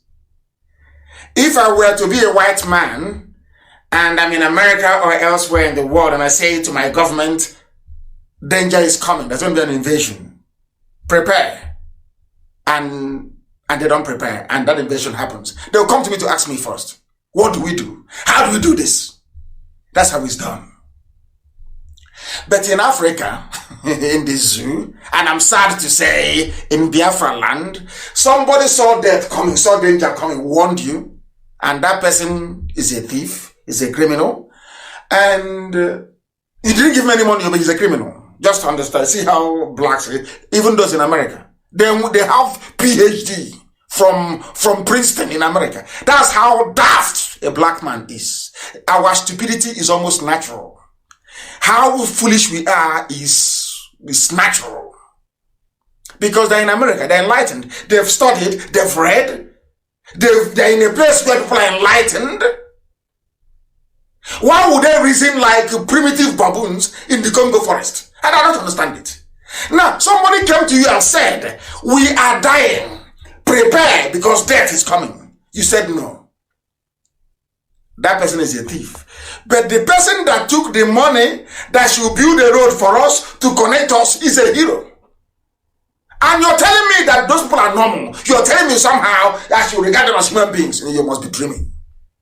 That's how monkeys be. Even monkeys reason better than us sometimes. If I say that a monkey, a carnivorous monkey in a zoo reasons better than some of our people in America, will you believe me? Will you believe me? People, we are in the 21st century. There is death coming. It has come anywhere. And all the time my phone is ringing. They are here. They are attacking. Do you think, and didn't I warn you for how many years that Yoruba churches will put you into trouble? Did I not warn you? They will condition your brain. As they are killing you, you will see it, but you can't do nothing. Did I not warn you? Did I not warn you about Yoruba newspapers? Yoruba media, did I not warn you? They will be slaughtering you. That was my friend is Kayode. We went to school at Okokomaiko. But they'll be killing you. Kayode will know that about it. Don't you know that? Don't you know? Did I not warn you? Somebody that came and warned you is a bad person. Do you see how blacks reason? I came to you and I said, oh, there's danger. There's fire burning. Fire is coming to your house. Please bring out your child. Fire is burning. It's coming. You say, oh, no, you're a thief. No, I won't come out. You're a thief. And then you saw the arsonist, people pouring petrol or whatever, and inflammable liquid and accelerant to burn. Now, when the thief now came, Set your house on fire. You don't say, hey, I hail you, thank you very much. You're a good man. You're our leader. Hey, black people from Africa, God forbid. God, such stupidity we possess is incredible. Incredible stupidity. You're protesting for George. Look at that woman slaughtered in Southern Kaduna. Who protests for her? Black people. Africa. And you want God. You are full of hypocrisy. Instead of you to come and say, oh, please, we are sorry. Nnamdi Kanu, oh, we apologize. We are sorry. We are foolish. You try to cover up your foolishness. I say, you want us to give you our money. They're in your village. You know the funny thing about now? We are writing all our history, mentioning all your names. So when in time to come, the same way we remember Ifajina, we will write all the names down and say, these are the Sabo. You and your lineage cannot come to Biafra land to start with. It doesn't matter how much mouth you make on Facebook. It doesn't matter how much mouth you make. You can't come home. You cannot. Not now. Not tomorrow. Not ever. Go to any court in the world and say, oh, I was living in America and my people were dying. I did nothing. And when they fought and died, I went to go home and they said no. The judge will say, okay, I adjourned the case to next month. But meanwhile, sheriff, put him in the jail. Because you think you have sense. Oh, dear me. Look at the zoo. In Igbo land, somebody that stole money to build a road from Enugu to Iguacha that you call Port Harcourt, full of course, very foolishly, is a leader. He's a political leader. He's the leader of this day. He's the leader. He's an elite. Oh, don't beat him in Germany. Look at what you did. He's a leader. But when you drive along the road, you don't ask yourself, why is the road so bad? It's bad because somebody ate the money. He took it, he pocketed all the money. And he's a leader. The same way they voted for Abiola. Abiola defrauded Nigeria. In the next few days, you do June 12th. Public holiday for somebody who was a thief. Onyoshi, a thief. In progress, but he's your leader. But all the young Yorubas fighting for freedom, you insult them. Oh, you're begging us for money now. Shebi, you know, see. Aye, this your G black. But Abiola that stole money, forged the certificate, forged the check. From 40 million to 400 million, you cannot see it. There is nothing wrong with it. Now you know. Can't you see that you're not black for nothing? Perhaps a bit of ignorance here and there and stupidity here and there. Can't you see it? There are young Yoruba people, young men, vibrant, fighting for liberation. And you're calling Tinubu your leader.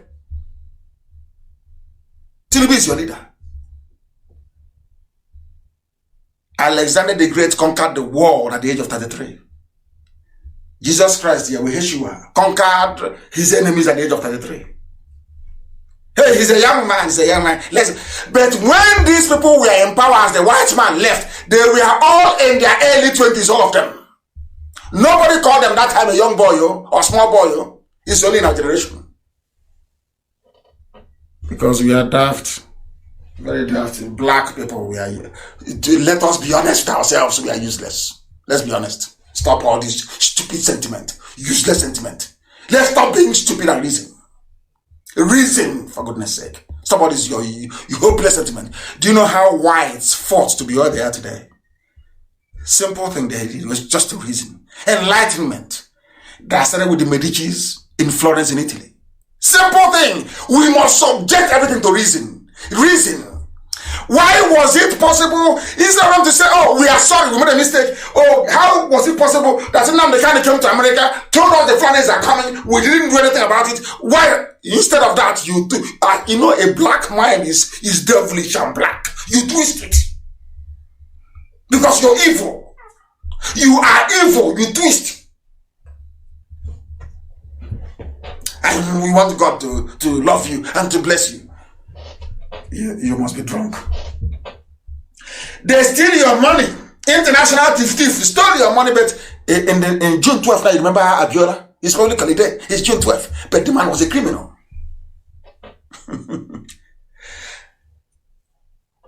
Gani Fermi, fella, that should have public holidays, even 2 days in a year. 2 days in a year. No, they don't have public holidays. Oh. It's a thief. Zoo. And you have I can't understand it. You have people that claim they went to school, they studied, and they managed to, with their final alawi from youth service, because they don't have any jobs in the zoo. Before they become unemployed, they managed to, the last allowance they paid them at the youth service camp, they used it to buy Infinix phone. They bought some credit and they joined the army of social media commentators that you have. And you will have thought that they went to school. At least they read some, they studied. And I keep asking them. I said to them, can you show me a freedom fighter anywhere in the world? A freedom fighter that wants to change, redraw the map of that country. Not just a social crusader, no. That is not either in jail, in the grave, or in exile. Show me anywhere in the world. They have none. And I keep asking them, when the life of Prophet Muhammad was on that, Prophet Muhammad, did he flee from Mecca to Medina or not? They say yes, he fled from Mecca to Medina. Did the parents of Jesus Christ take him from Judea into Egypt to escape the infanticide of King Herod? They said yes. Did Moses flee from the palace of Pharaoh? They said yes. Did Nelson Mandela flee from South Africa to come to Igbo land for some time? The answer is yes. Then, what is the problem? But because they are black, their brain is black, and they are evil, they always manage to turn everything good into, that is why blacks are poor all over the world. Individually, you may have made it, but as a group, you're still nothing. That is why when you go, the washing of plate, the sweeping of streets, the dirtiest jobs we do. Do you know why? Anyway, I've told you, haven't I? Somebody came. What happened in Imo State? I saw again, since a long time ago. Boycott elections. Boycott, they said no. It's a voter's card. Your PVC is your passport to success. You must hold your PVC. You must hold it. Now the card is evil, you must hold it. Do you know the funniest thing? After voting in Imo State, they still brought somebody who came forth. Went to Supreme Court. People that voted was, let's say, roughly 870,000 people. But the Supreme Court allocated 950,000 voters. And that person is the governor. So I asked them, am I right or wrong? Oh, but you shouldn't have said it. But am I right or wrong? Black people. After voting, they brought somebody from number 4 to make him number 1. It's Fulani agenda. Fulani have planned all these things very well, and they know what they are doing. Fulani probably understand how foolish a black person is, especially those who are in Nigeria, and they're playing it very well. They know that the primary need or concern of every black person in the world is how to feed himself and his family. The need of the stomach is always number 1. And that is why we are very easy to trap. That is why we are very easy to deceive. That is why we are very easy to fall into traps we shouldn't fall into in the first place. If what I'm saying is very painful, you change. Change the way you reason. Stop being evil for evil's sake. That's what makes you black. Because you're evil. Show me the black country that is doing well in the world. I say name one. Of course, I raise my hands to Rwanda. If they can sustain it, that is. Name one country. Everywhere they're begging for food, asking for handout, begging America for aid, begging EU for aid. Are you not ashamed? You don't have no shame? You don't have any shame? Unbelievable. Unbelievable. Any freedom fighter, anywhere in the world, you get up, you enter a taxi, you go to a shopping center, you go to a shopping mall. My friend, you are deceiving yourself and the idiots around you. You are not a freedom fighter. Mad people everywhere.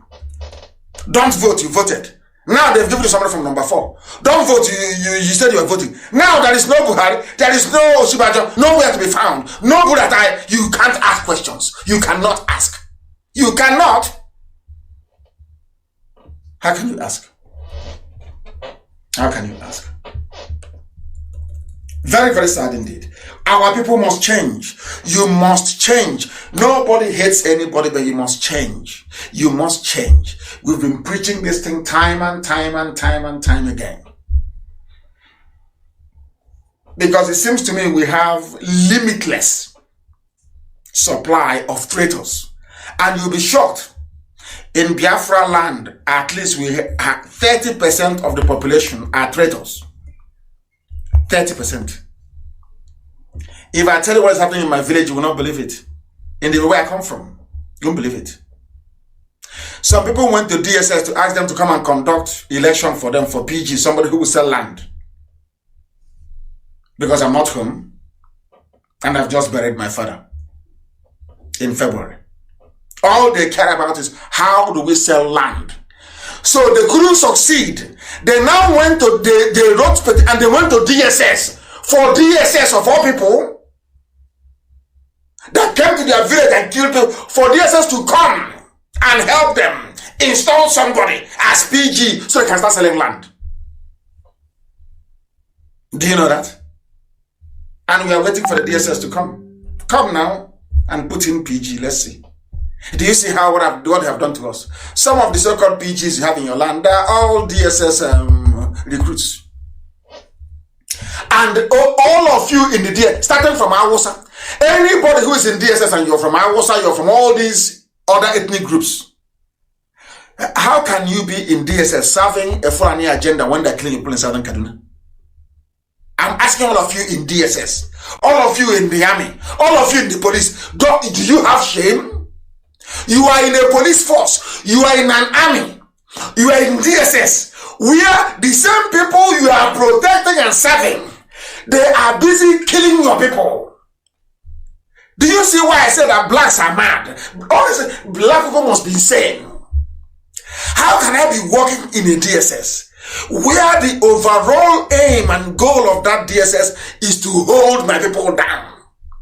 Maybe not to hold me down personally, but to hold my people down. Why should I serve there? Why? Why should I? Just explain that to me. Some of you don't know what is happening. You have no idea what is happening. Unbelievable. Unbelievable. Traitors everywhere.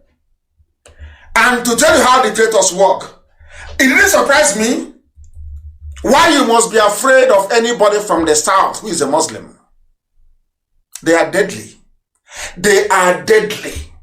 And why do I say this? The only Yoruba person to come out publicly to condemn Amotekun is a Yoruba Muslim.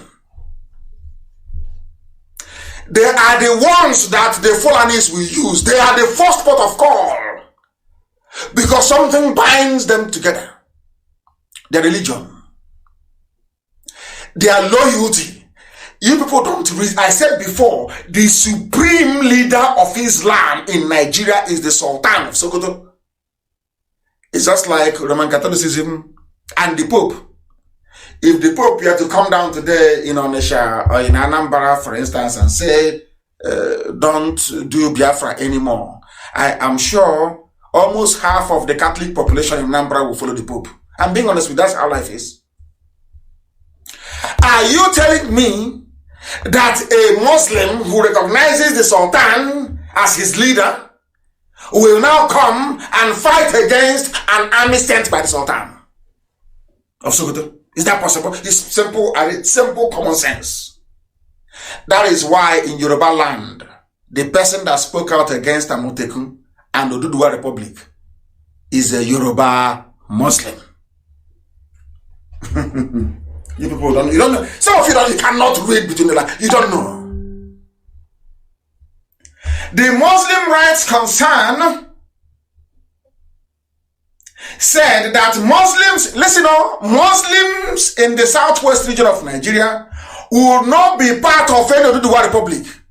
Muslims, as I've been telling you, Afonja, Ilorin, Kwa, as I've been warning you from day one, that when the chips are down, they will align with Sokoto. That is why any Biafran politician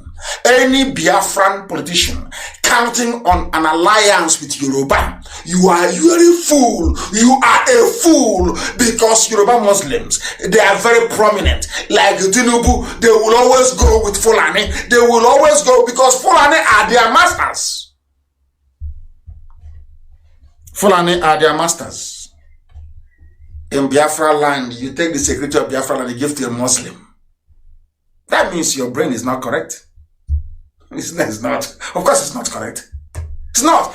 They planted these people. That is what they do. They plant them in your communities.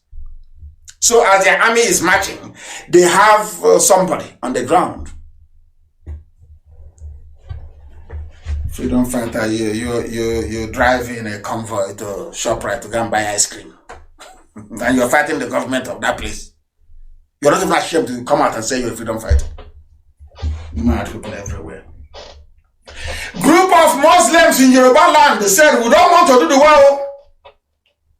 His name is Ishaq Akintola. The same thing almost sounds the same as Professor Akintoye, who is doing a very good job. Doing a fantastic job. There are a whole bunch of Yoruba young radicals who are now out to liberate Yoruba land from the shackles of slavery, of Fulani domination and hegemony. But do you know who they sent? Yoruba man. Muslim. We Yoruba Muslims, so we are not part of exactly what Hausa peasants did in the north. And today there's no more Hausa.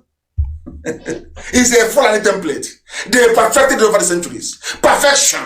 And that's what I'm doing with some idiots in Biafra land, in the coast.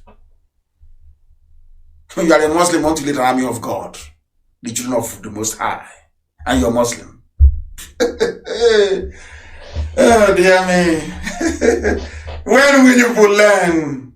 Some of you don't even know the will of God, do you? If you say the will of God, you won't even know it. You won't know it. You won't. Because we are incorruptible. Whiter than white and whiter than snow. That is where we derive our arrogance from. We are directed from heaven. Everything I say is gospel. If I curse you, you're finished. Anything I open my mouth and say must come to pass. I told that the zoo will fall. It will fall. I said to Biafrans, I said, no, Buhari is our gateway to freedom. Former has the clips. If I should even play it, I will break. Buhari is the way to freedom. Elohim told me in 2014. That man is your passport to freedom. Men will fall. Many will die. You will sacrifice a lot. But Biafra will come. Where are we today? Where is he? Asarok is empty. We need the world to know that Asarok is empty. And it's over. It's bye-bye soon. I want to see the British officer that will stand or sit in my face and tell me nonsense that people that concealed the death of a president should be allowed to be in the same country with others. I want to see the idiot that will say that in front of me.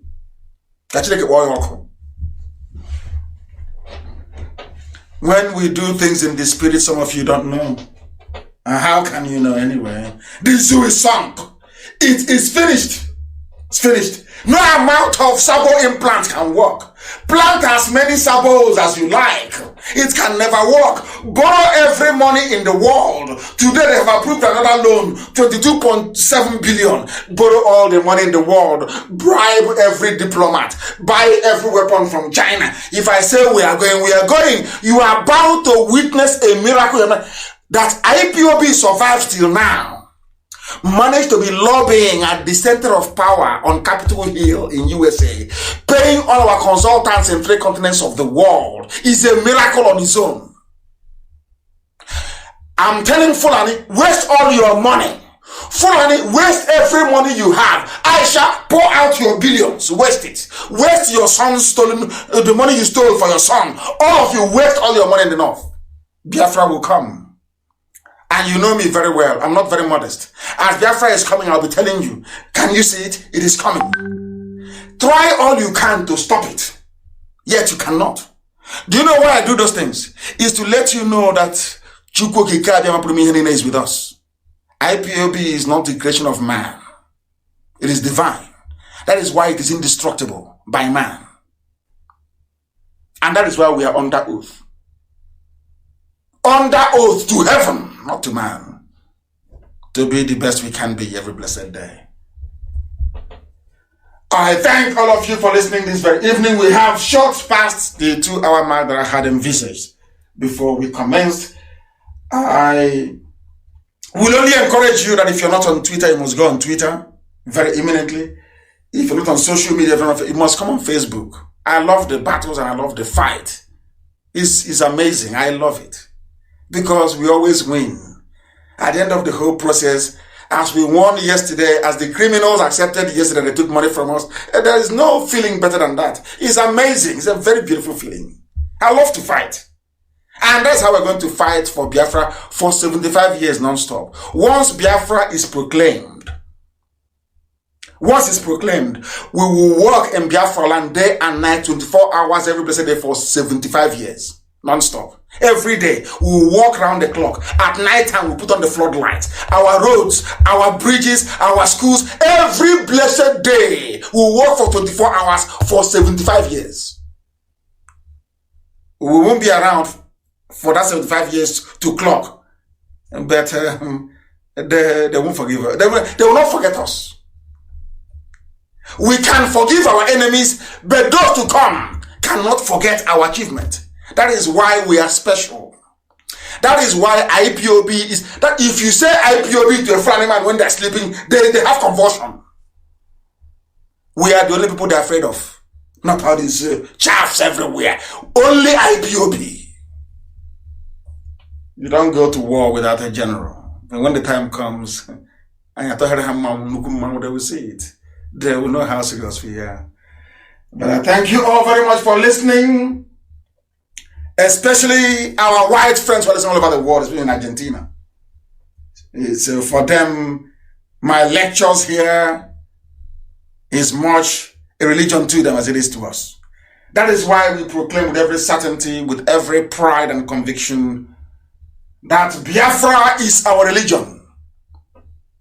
Here on radio, Biafra is where we worship, because Elohim is our God. I thank you very much for listening. And from me, from here, it is good evening.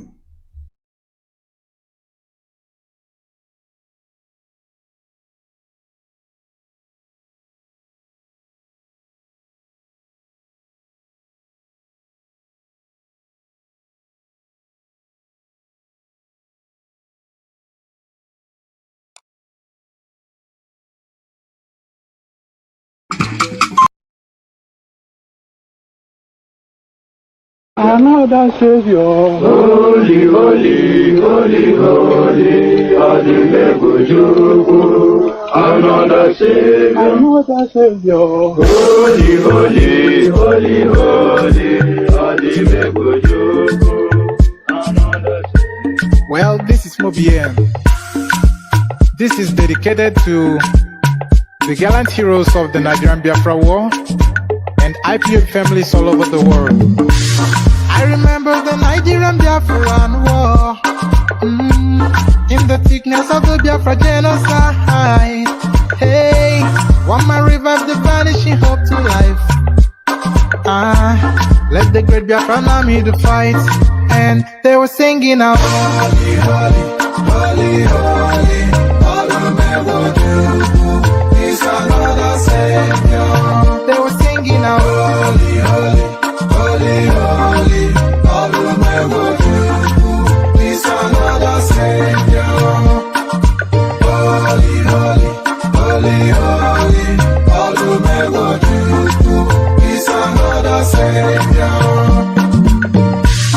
Many years after the genocide, whoa, yet another great leader has risen up now.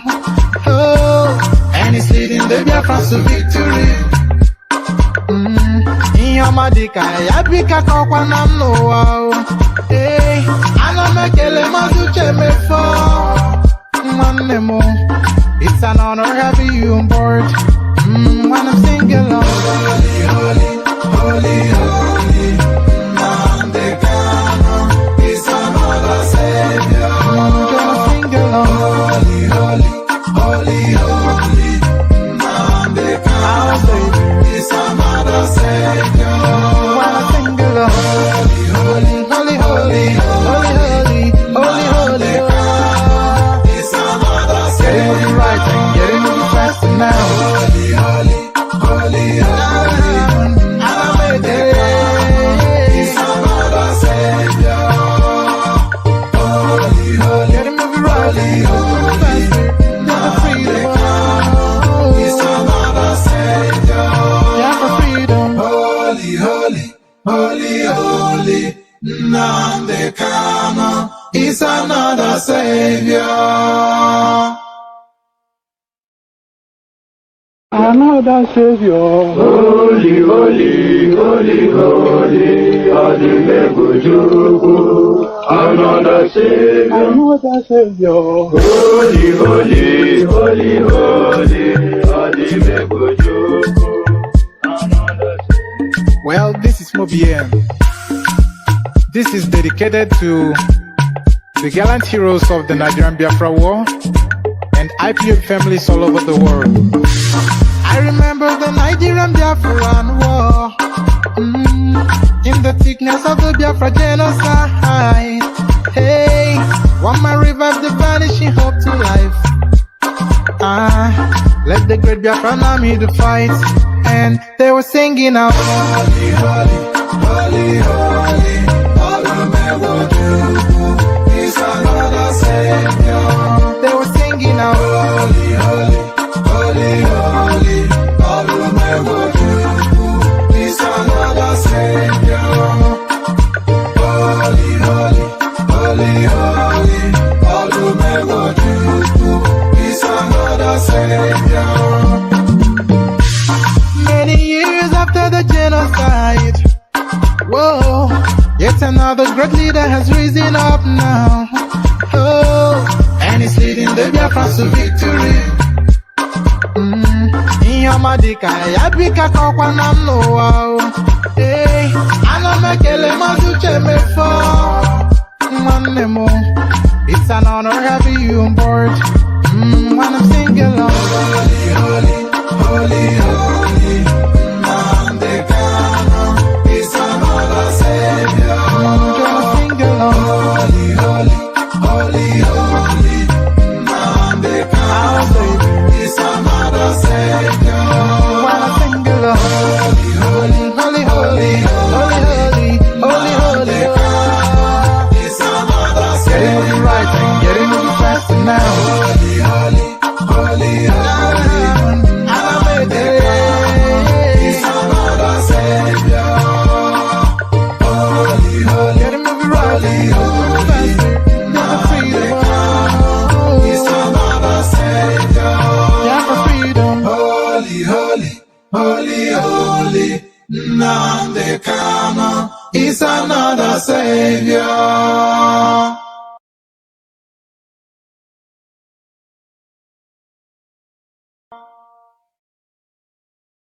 Another Savior. Holy, holy, holy, holy, Adimebujuku. Another Savior. Another Savior. Holy, holy, holy, holy, Adimebujuku. Another Savior. Well, this is Mobien. This is dedicated to the gallant heroes of the Nigerian Biafra War and IPOB families all over the world. I remember the Nigerian Biafran War, in the thickness of the Biafra genocide. Hey, one man revived the vanishing hope to life. Let the great Biafran army to fight, and they were singing out, holy, holy, holy, holy, is another Savior. They were singing out, holy, holy, holy, holy, is another Savior. Holy, holy, holy, holy, is another Savior. Many years after the genocide, whoa, yet another great leader has risen up now. Oh, and he's leading the Biafrans to victory. Inyamadika yabika kwa namno. Hey, anamekele mazuche mefo. Manemo, it's an honor having you on board. When I'm singing along, holy, holy, holy, holy, Nnamdi Kanu is another Savior. Gonna sing along, holy, holy, holy, holy, Nnamdi Kanu is another Savior. When I sing along, holy, holy, holy, holy, holy, holy, holy, holy, is another Savior. Getting moving right and getting moving faster now. Holy, holy, holy, holy, is another Savior. Holy, holy, getting moving right and moving faster. Never freedom. Is another Savior. Yeah, for freedom. Holy, holy, holy, holy, Nnamdi Kanu is another Savior.